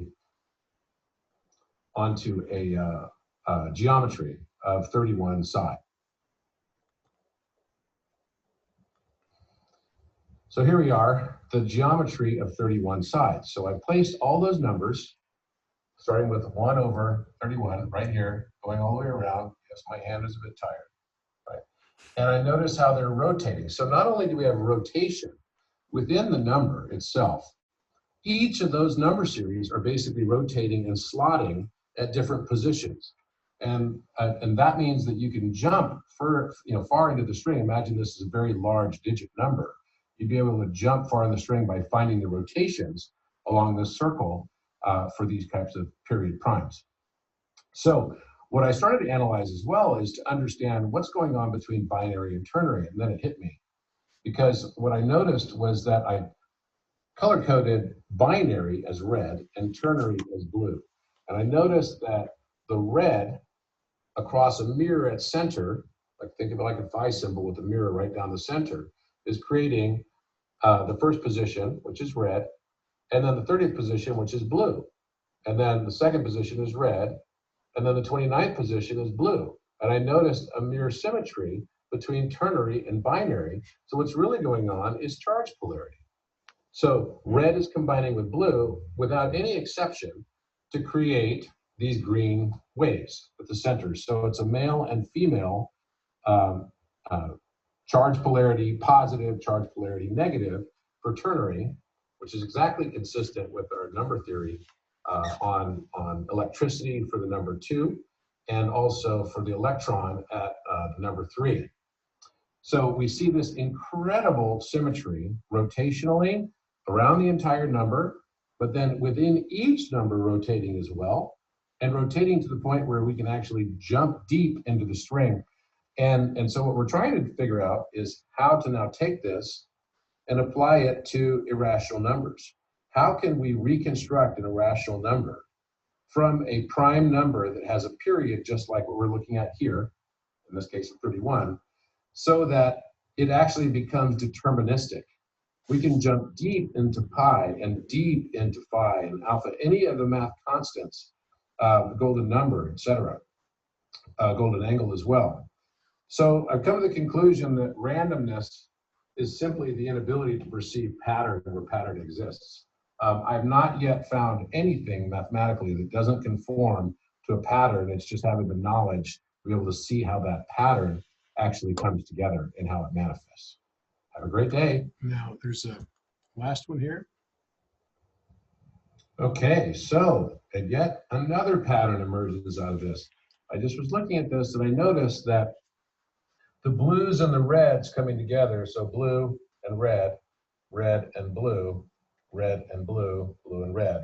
And also one other thing I wanted to point out that I did not mention is that there are more reds, there are 9, right? And 9 reds on the right side of the circle. And there are 6 blues. And then there are 9 blues and 6 reds on the left side of the circle, leading me to point to this sort of male descending arc around the circle and female ascending arc around the circle. But there's one other thing I wanted to point out as well. And that is I was noticing that if I take the digital roots, which is the green numbers here, that's just the number added within itself in what's called modular arithmetic in mod 9. I noticed that 7 plus 6 equals 13, which equals 4, right? And 8 plus 5 equals 13. And 9 plus 4 equals 13. And 1 and 3 together equal 4, but it's also 13. So with the exception of 2 and 2, which is basically giving me 4, which is the same digital root as 14, I've got 13s all the way up on every single one of these mirror reflections, all at the top. And of course, 13 is the palindrome for 31. Now, I am stunned whenever people believe that there's just not patterns in the universe when I look at all this rotational symmetry. And I come to the conclusion that maybe randomness, right, as I wrote up here, randomness is simply the inability to perceive pattern, and maybe randomness is simply mankind's inability to perceive God's pattern encryption. So one thing I want to show you here, conclusion that, okay, now if you could see this close up, and notice the last number on each one of these strings are just different values of the same number, just, you know, 1 over 31, 2 over 31, 3 over 31. And the last number here, you can't see it at the top of the screen, but it starts with 9, 8, 7, 6, 5, 4, 3, 2, 1. 9. And then it basically continues to repeat 9, 8, 7, 6, 5, 4, 3, 2, 1. So it's totally predictable. Now, what this allows us to do is to jump within strings and predict the next numbers of pi, which is supposed to be totally random. Okay? So all we do is we find a relationship between a prime number, its reciprocal value, and pi, and then we can recreate a pi string far, far, far into its string without any computational time. So if I wanted to look at today, if I wanted to compute pi, and I want to find the 10 billionth digit of pi, it's going to take me probably 20 seconds to find the 10 billionth digit of decimal of pi, because the computer has to run every number before then. We can't just teleport, right, over to the middle of the string or, you know, further into the string, the 10 billionth digit, without computing every single digit in between. What we found is a shortcut.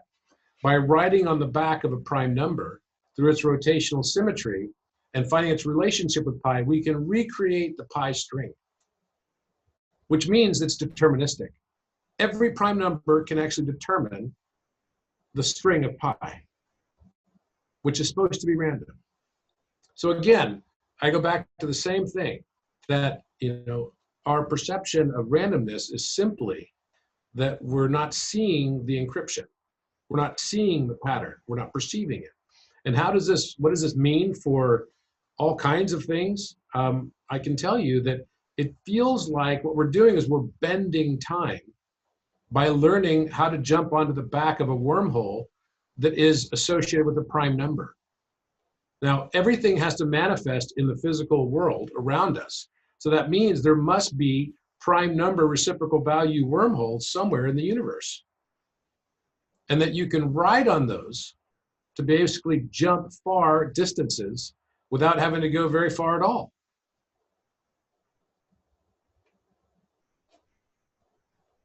Holy crap, man. My mind is absolutely properly blown. I was giving all of my focus trying to understand this. And again, it is unbelievably mind-blowing. And I definitely invite anybody who is listening to this, you should check out the video and also check out, what's your YouTube? Is it Robert Grant on YouTube? Robert Edward Grant on YouTube. Also, you can follow me on Instagram. I have a website also, robertedwardgrant.com. But I'll take you through a couple of other things that will kind of bend your mind a little bit further. This will be a little easier to follow, I think. So you're suggesting that this could be mathematics that would eventually move into, it seems like number travel, but like actual time travel or something like that, like at its highest expression? Numbers don't only manifest on your calculator. They manifest in the universe. There's numbers that back everything. You know, Pythagoras, Plato, all is number. And so if there is a hypothetical construct with a number, it must manifest in physicality. So if there are 1 over x values that you can ride on the back of to predict a future time, right? And you can basically break a period of time, which is a set value. It takes this much computation to do this kind of computation. And of course, we get better and better with Moore's law at speeding up those computations. But we don't have a paradigm shifting jump that's only achieved through mathematics, right? We have to teach the computer a new way to be able to derive it, because we don't think that, you know, that the pi sequence is deterministic. Well, I'm telling you, it actually is. It's deterministic, and you can do it on the back of any prime number. You just have to know how the relationship works. Wow. So that means that there must be a correlate in the universe somewhere. And so that's one of the things we're on the hunt to find. Now I'm going to show you another thing here real quick, which is the same 6 and 5 relationship, which creates a fullerene, or what's referred to as a Hexa Pentakus truncated icosahedron, which I said at the beginning of the call. It's a mouthful, but it's basically just pentagons, hexagons. Another simple way to say it is it's a soccer ball. Okay, it's a soccer ball. Now, what is it about this particular thing that was unique that I found just over this break and working with Alan Green?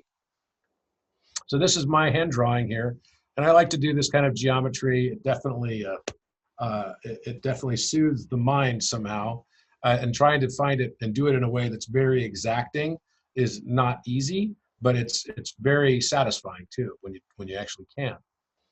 And what I noticed was that our units of measure are embedded in this geometry.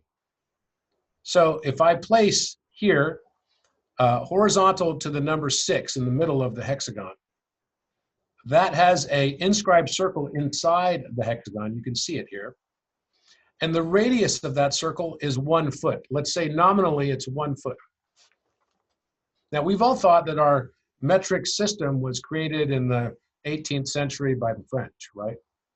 And it has sort of nothing to do with the foot. And the foot was, as I was taught, determined by some king who had a foot of a certain size and said, this is going to be the foot here and after. Well, what if I told you it's just fractalization of this same geometry that gives us our units of measure? So this one is the foot right here, this inscribed circle inside the hexagon. The exoscribed hexagon, right, around the circle that the circle is inscribed within, at the next level, from the center where the number 6 is, to this edge is 1 cubit. Now that's the unit of measure that the pyramid was built off of. We know that the cubit and the foot are inherent to the pyramid's design. Now the part that was vexing to us all was I was trying to figure out, okay, well, how does that relate then to the meter? And then I realized, well, I had to go outside the hexagon to do that because, you know, the foot and the cubit are based on a base 12 system. You have 12 inches, right, in a foot. And the metric system is based on a base 10 system. So now I've merged this together with a pentagon, right? And a pentagon that has the same side length as the hexagon, which means that it's about, you know, 17% smaller in size, the diameter of its circle, than the hexagon circle that it's inscribed within. If I take the distance of the outside of that hexagon to the center, right, of this pentagon to another pentagram that's inside of here, that distance comes out to be exactly 3.281 when you consider the 1 was the same radius of the hexagon's inner hexagon. So now we have the foot, meter, and cubit all embedded in the same system. And by the way, not only that, because time itself is based upon the base 12 system, which is the imperial system. If I have a 1 meter long radius, and I take 30 degrees of arc, or 1/12 of the circle, then that arc will take exactly, it will be 1 cubit of length, okay, so the two are connected for sure, 1 cubit of length, and it will take exactly 1 second for a pendulum to swing across that distance if you have a 1 meter long string on your pendulum. So now what this has done is this simple geometry has now united the foot, meter, cubit, and our time measurement system. Now explain that one to me. Because these things are not supposed to be related. And yet clearly they are, and they're built into the same geometry of the 5 and 6. What are you thinking there, Matt? Man, I'm just doing my best to follow you. Holy crap. I'm just wondering how the heck you come up with this stuff and connect these things. And it's pretty mind-blowing, man. So you see here, I've got this ruler, and I wanted to make 1 foot on my page be equal to 1 inch, so it's easy for people to see that it actually does match up. Right? Yeah. You can see 1 to 1, it matches. And then same thing here with the cubit. So from the center to here, you can see it goes to 1.718 of an inch. Okay. And the same thing is true for measuring, although I don't have the picture on here. Same thing is true for measuring the 3.281 feet, that is the meter. Now, interestingly, it all relates to the fathom, which is 6 feet, an arb span. We say, I can't fathom, it's unfathomable, right? I used to work with this guy who always pronounced this wrong. He kept saying it's unphantomable. I mean, he sounded like he was from Scooby-Doo. It's unphantomable. No, it's unfathomable. A fathom is the amount of space that you can get your arms around, just like the Vitruvian Man. So it's 6 feet. So 6 feet minus the sacred cubit, right? Minus 1, or minus Euler number, because the sacred cubit is Euler minus 1, gives me the meter. And these are math constants. The relationship, you know, for the cubit is Euler minus 1. It's 1.71828 feet. Now that's an advanced knowledge about a mathematical constant that we thought they wouldn't even know what pi was. Even though the King's Chamber is 60 cubits in its perimeter, but if you make that conversion into meters, it turns out to be 31.4159 meters. 314159, that's pi, right? So the exact King's Chamber perimeter in meters is pi times 10. Now, interestingly, the alpha omega I discovered on the rim of the sarcophagus is 5.6 inches. Exactly. And 5.6 squared equals 31.4159. So 5.605 squared inches gives me 31 point, so pi times 10. It's the exact same thing. So the builders that put in place these markings knew what they were doing. They had a level of precision that is way beyond any of us, right? And this all relates back to the cuboctahedron, right? So the hexagon is inscribing within it a three-dimensional view of a cube octahedron, right? Or a 64-point star tetrahedron. And then this relates to time itself. Time is this exact geometry repeating itself over and over and over again. And 30 degrees of arc of this gives me 1 second when my radius is 1 meter exactly. And it also gives me an arc distance of 1.718 feet, or the sacred Egyptian cubit. Now, how could this be? How is it possible that all of this is so perfectly embedded inside this Great Pyramid? And here's another view of the Great Pyramid. So, you know, the symbol for Yahweh was pi times 7 over pi to the 7th power, and that's the way it's written in Hebrew. Well, that comes out to be 3020 is pi to the 7th power, feet. And that's the exact perimeter of the Great Pyramid. So Yahweh has the perimeter of the Great Pyramid embedded in its pi to the 7th power value. And that is actually equal to Euler times 1111. Perfect. Which is like, wow, that's a mind blower, right? How is all of this so damn perfect? And you know, the foot, meter, cubit, all of it is embedded into the Great Pyramid. And that's, you know, the great work by Alan Green that basically shows us this. And I think what it's actually showing us is how to create and separate light from darkness. And if we take the spatial dynamic of it, which is that you've got a sphere that has embedded within that sphere a tetrahedron. It has a spatial differential of 1/3, 2/3. So pi times 2/3 plus Euler times 1/3 equals 3.000. 3 times 10 to the 8th power is the speed of light in meters per second. 3. And was it you that discovered the Yahweh mathematical equation, and you explained that on our last one? Wow. Yep. That's unbelievable, man. And show it to you guys here. I have it here somewhere. What do you think, like, do you think the pyramids have revealed, from where you are now and the understanding of what Alan Green's put together, what you're working on now, do you say that maybe it's like 50% of what the pyramid would reveal, 90% of the math, 10%? What do you think that it has left to discover as far as mathematics and these things that you're kind of presenting right now? So I'm starting to wonder, first of all, you see this also, that 5.16 cubed equals 137 also. And that's the Pentagon merging with the hexagon. They have a shared side that gives it the 1 value in between, 516. And you can see here, this is Yahweh. This is the I am that I am. And it's pi to the 7th over pi, pi to the 7th over pi times 7, or pi times 7 over pi to the 7th. It doesn't matter. It comes out to 137 and 1 over 137. Because pi to the 7th power equals 3020. Pi times 7 equals 22. 3020 divided by 22 equals 137. So it's actually an equation.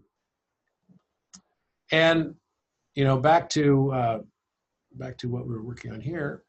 So what we then found was I started taking, and you know, someone had noticed in this picture right here, and they sent it to me. So actually, I get a lot of help from people that follow me on Facebook and Instagram and stuff, and they're like, "Hey, dude, check it out, man! You just drew here without even recognizing it, the tree of life.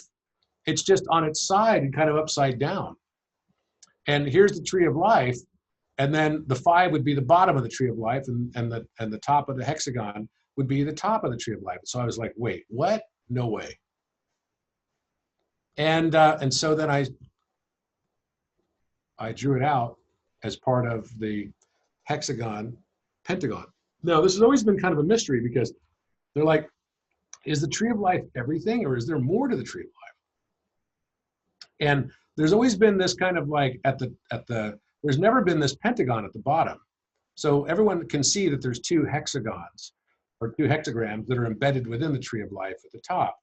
But it sort of stops right here at the center in the current tree of life iteration. So I drew this and I was like, this is really interesting.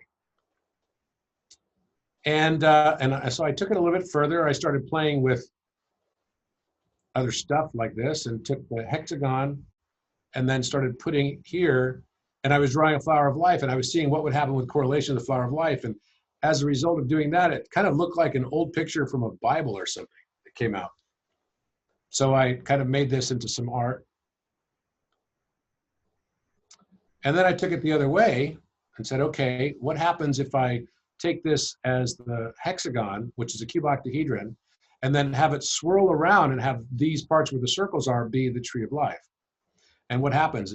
It fits perfectly inside these different arrangements. So then I thought, wow, that's really freaky. And this is literally stuff I just discovered this last weekend. Now, this is a drawing that I did of the Hexa Pentakus, the 5 and 6, or the buckyball or fullerene, which has a sum of interior angles of 32,400 degrees. And you can see this is a hexagon merging into pentagons, right? So you take 6 of these triangles together, and then 5 of them together creates a pentagonal reference, like you can kind of see off on the side here to the right. And then you can see it's drawn in 3 dimensions. And this is from someone had sent me also on Facebook. They're like, whoa, after they saw my picture of the expanded tree of life, they're like, oh, I found this reference to what you're drawing from some script that's from like the 17th century, which shows a pentagon at the bottom of the tree of life. Same thing. So expanding on this, then I took, oh, wait a minute. This is interesting. Now, I noticed that the positional points of this were all the same or very similar to the symbology for Thoth, or Mercury. And I thought, wow, it's interesting. The only thing that's new here is that there's now a heart on here. But I was like, what's with the legs? Because John Dee drew this in the late 16th century, early 17th century. And he called it the Monos Hieroglyphica. And he showed this symbol of Thoth, or Mercury, which has the Taurus's head, right? And Taurus, Rus means rose, and Tau is the letter T in the Greek alphabet. But Taurus also means Aleph, which is alpha or bull. Okay, so Taurus actually means alpha omega in the same symbol. And Rus means rose. So Tau is both alpha omega, because it's Aleph and Tau, the last letter of the Greek alphabet, or the Hebrew alphabet, excuse me. There's no omega in the Hebrew alphabet, so it's Aleph Tav, mount. And so then I took this and I took, oh, okay, well, this is kind of remarkably similar to the way that Monos Hieroglyphica is constructed, except there's this kind of like heart-shaped top at the base, right, for the Monos Hieroglyphica. And I thought, well, how is that? So I started drawing it out from the perspective of the flower of life. And what this is basically showing is that it fits perfectly on the tree of life, as well as the flower of life, as well as the symbol for Thoth. The only difference now is that we've got these extra, looks like extra chakras or extra energy points or circles here, which are representations of the heart chakra. So the merger of mind or brain and heart takes you to the next level, right? It's like a leveling up. And then still what's happening down here at the bottom. Well, then I was kind of like playing with that. And then I realized, uh-oh, there's a pentagon down here as well.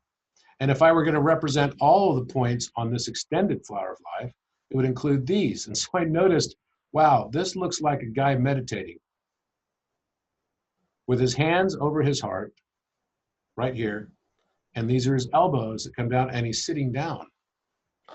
And it was funny because I was, and the geometry worked perfectly. I was like, wow, that's kind of bizarre. So it's funny that the very next post I see, someone posted this.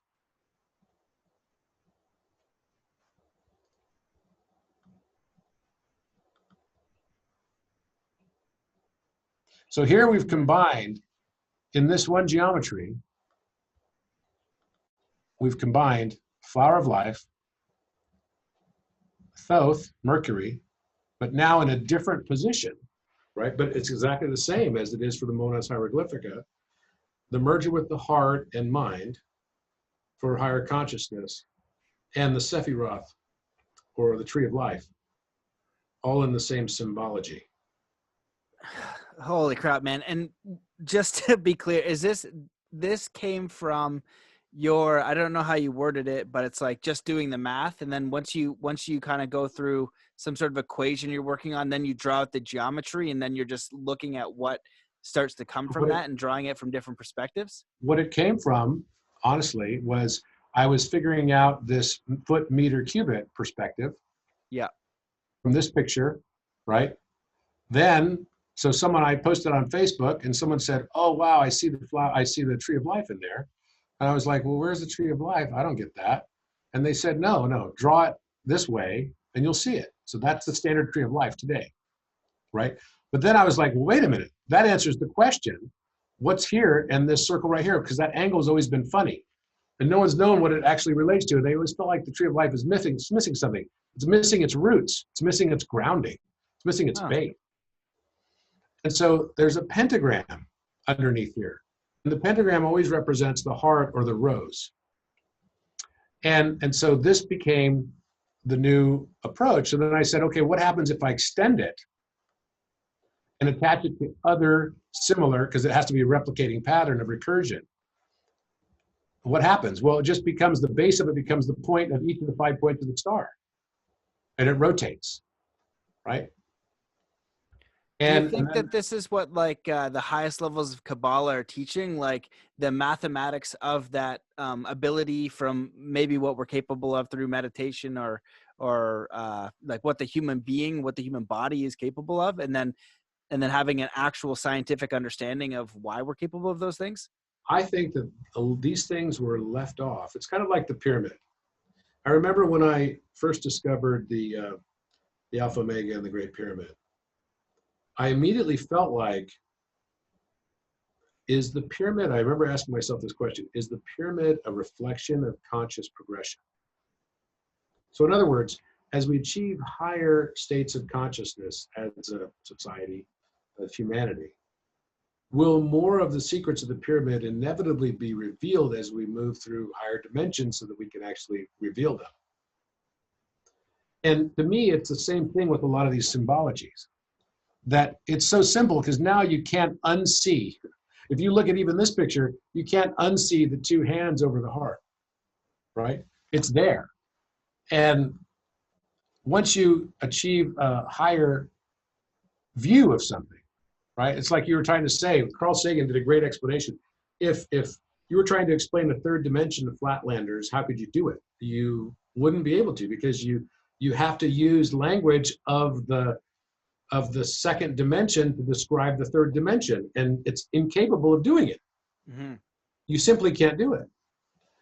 And you have to experience it to be able to describe it. And you have to use new vocabulary to explain what a higher dimensional experience will be. And so the whole time we've been looking at Thoth and this Mercury symbol.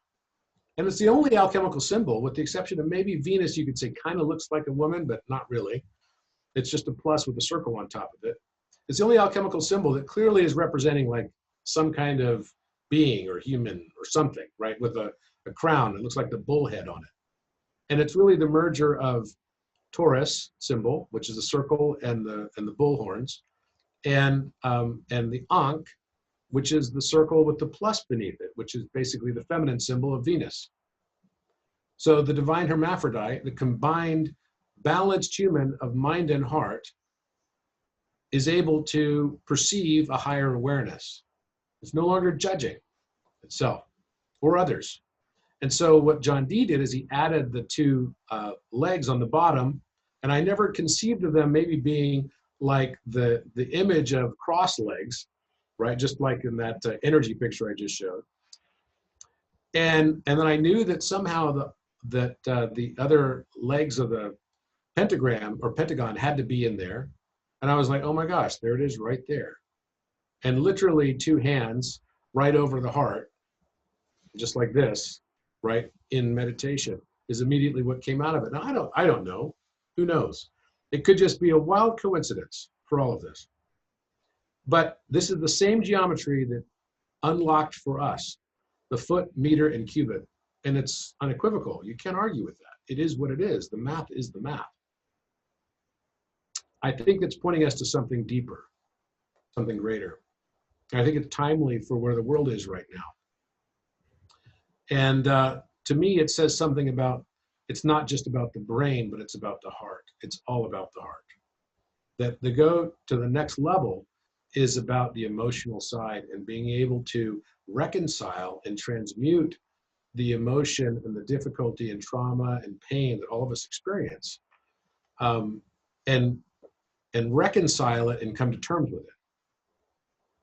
All so that we can know ourselves and our own path, our own divinity, and understand it in a way that also allows us to accept it in ourselves and in others. Both accepting our foibles and our falsities and our falsehoods and our weaknesses, as well as accepting our own power and not being afraid of that power. So that is the message that it has given me. And, you know, we continue, this was more on the esoteric side, more on the spiritual side, because the last few weeks I've been in that place, mentally, spiritually, emotionally. And so now I'm kind of going back to the regular day-to-day work life stuff, but I'm definitely taking this with me. The integration of the heart, it's all about the heart. It's no longer just left brain, it's right brain in balance, and not just about left and right brains, but about integrating the heart brain and the brain heart. That's what turns us, I believe, to a higher level of understanding and consciousness. And you know what the reason why I shared this with you today. Wow, man, that is and has been absolutely mind-blowing. And I love the conclusions that you're drawing from this, and just trying to wrap my head around how you present this and what you're showing here is hard. It's so dense. And I am glad that people got to witness this and they get a little bit of insight. And like, you know, if I message you on WhatsApp or something, you send me your pictures and try to explain it to me so other people can try to wrap their head around it. And I also love, as a side note, between now and our last podcast, you've become like a little bit of an Instagram influencer. And it's funny because people are going to be, you know, kind of helping with those things and showing you something that you might not have seen. And so I think that's amazing. And the direction you're going. It's amazing. It's amazing how helpful it is. I get so many incredible messages from people, and they're like helping me along. And same thing with Alan. We get help from people. And that's kind of the nature of collective consciousness. People, it's weird. Like I'm telling you, people are working on some of the same exact stuff at the exact same moment. Even between Alan and myself, we don't talk about it all the time. And yesterday we had a long call, and I was like, well, here's what I've been thinking about, and I was going to tell you should be working on it. He's like, wow, how in the heck did you know that's exactly what I was thinking I was going to work on next? Or that's exactly what I started working on this morning. And it's like that all the time, like literally all the time, every day now. So there, you get into this flow, and I think that there's so much more. Look, science today can't even explain why is it that when women are working in the same office environment, somehow their menstrual cycles match over time. How does science explain that? And yet it happens. And everybody laughs about it. They joke about it. Or, you know, when you're breastfeeding and your baby is like 30 miles away from you with a babysitter, and the baby cries, and all of a sudden the mother starts lactating. How does that happen? That's pure entanglement. And these are basic questions of life that science today just cannot answer. There's no way. But everybody knows it happens because they've experienced it. They've seen it.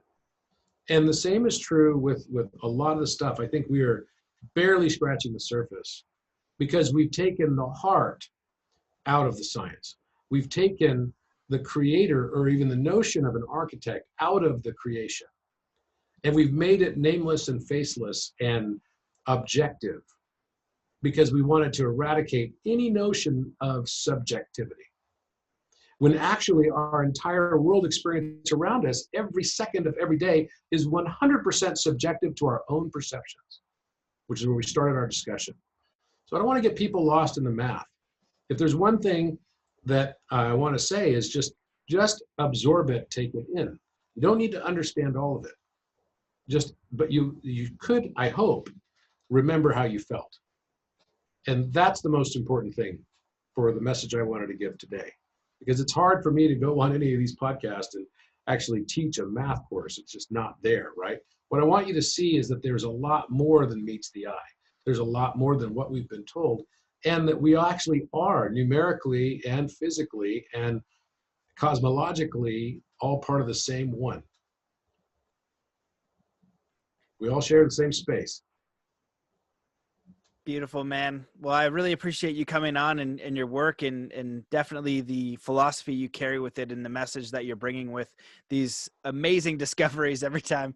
Like I said, I text you and you're like, I just discovered something new. And then I'm like, all right, just trying to figure out what the hell you're saying to me. But it's amazing. And I appreciate you so much. Where, if people want to dive more into your work, into what you're doing, or understand and maybe pursue some of the stuff you're working on, where would they go? Would they look at your stuff, or do you have any other people's work that you'd recommend that they kind of take a look at? So I recommend 3 books for people that want to really dive into a book, or you can take my course, which is on Resonance Academy, the one you took as well, called The Etymology of Number. There's a more advanced course series. There's about 8 hours and some homework that has to be done on the etymology of number. But the point of the course is not to make you a genius mathematician. It is intended to teach you how to speak this language or understand this language of consciousness in the universe, looking at it as a language. And it will help you look at mathematics in a totally different light. You'll have a different relationship with math. You won't hate it anymore. You're going to look at it and go, oh my gosh, all these numbers are speaking to me. I've got synchronicities like Carl Jung refers to. You know, you see 111 everywhere, or 444, or 333, whatever. And it helps explain what's happening with that. It's all part of a process for everybody. Everybody goes through. And eventually, hopefully, maybe not this lifetime, but everybody goes through. And that's kind of the purpose of it. But you know, there's an advanced course series after you complete that one as well. And then in addition to that, that's called The Language of Light. And then the 3 books I recommend are one by Talal Gwanem, who's my publications partner. You can also read on my website, without having to buy a book, there was about 10 white papers in mathematics of some of our math discoveries on there. Not all of them are on there because we haven't finished publishing and we haven't finished writing all the papers yet. We're constantly writing new ones. We have many, many in backlog right now. And this book by Talal Gwanem is called The Mystery of Numbers. It's a great book. Highly recommend it. I've placed that also on Instagram and recommended that. Another one is Cosmometry by Marshall Lefferts, who you know also, Matt, great guy. The book is fantastic. It's got some of my work highlighted in there too. And Relational to Harmonics. And then finally, there's another book that is called The Numerical Universe. And the numerical universe is outstanding too. So I want to leave you with one thing, if you can indulge me. And I'm going to take you to, oh, not that language.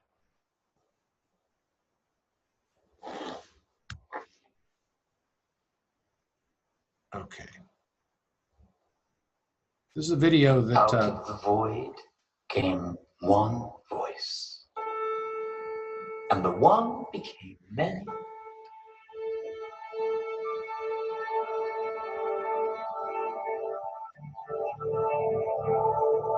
And the many became chaos, for they knew not their place within the whole symphony.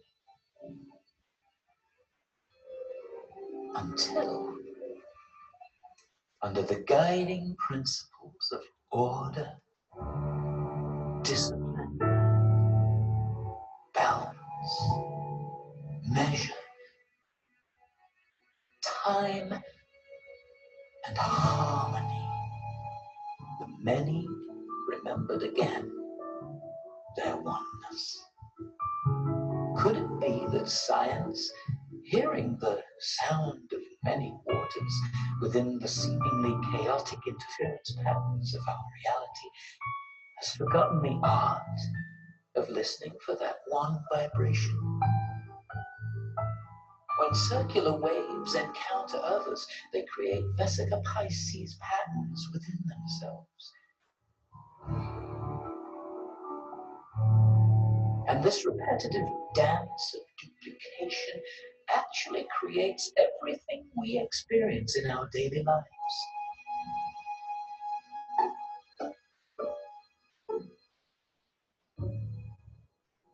Science tells us it's all nothing but waveforms and mathematical probabilities. But in 2018, Robert Grant compared many of the known math and physical constants against their fractals or inverse decimal and angular values on a circle, expanding upon the study of quaternion symmetry. Nikola Tesla asserted that the secrets of the universe are embedded in the numbers 3, 6, and 9. And so Grant postulated the hexagonal integer 6 to be the center, the mirror reflection crossover point from which, radiating outward, numbers converge and overlap at various nodes. He hypothesized that numbers both create and emerge out of these wave propagations, and thus all constants manifest at the geometrical intersections between their x and 1 over x representations. The first of these conjunctions occurs at the center, where the golden ratio phi and its 1 over x little phi manifest. These are framed by the Euler-Mascheroni constant gamma and its close inverse, the square root of 3. The next conjunctions manifest fractals of pi and the Euler number e. These are framed by the cubed root of gamma and a light speed reference c against e minus 2 and a presently unknown new constant. The next conjunction manifests the squares of phi, framed by its square root and the fine structure constant, alpha, giving rise to yet another pair of new constants. At the Tesla integers 3 and 9, we find pi and its 1 over x fractal, which reveal 3.1623, a most significant balance between pi and its inverse, producing 2 more brand new constants. Moving further out, each subsequent framing simultaneously converges and diverges like concave and convex lenses, concentrating and dispersing energy. Thus we can see visually how the separation of light and dark is achieved mathematically. And perhaps we begin to understand more fully how the Einsteinian concept itself of space-time emanates from precisely such a dynamic wave function. As already shown, this new understanding predicts that at each halving of a wave, another mirroring constant must inherently result from the convergence. We're therefore able to predict with mathematical certainty when new, presently unknown constants will be found along an infinitely ever-expanding wave. Thus, from a simple x against 1 over x analysis, a unifying mathematical theory emerges, revealing an elegant structure hidden within an age-old mystery. Since all the major constants, pi, phi, e, alpha, appear at these convergences, and presently unknown constants are now geometrically predictable, we see they are all pure quaternion reflections of the most fundamental constant of all, integer 1. These findings even suggest that ancient references to a voice of many waters may literally be an accurate metaphor, developing a unique variant of the original Pythagorean tuning, which postulates that true A above middle C should be 432 cycles per second, or hertz. Grant has found that the musical notes themselves emerge from the intersections of these overlapping waves. Their hertz values correspond exactly to their angular relationships on a circle, requiring only minimal equal temperament adjustments to become a viable tuning alternative. And thus we have come, one might say, full circle to the pure, balanced alchemy of science and art, resolving the chaos of the many back into the unity of the one.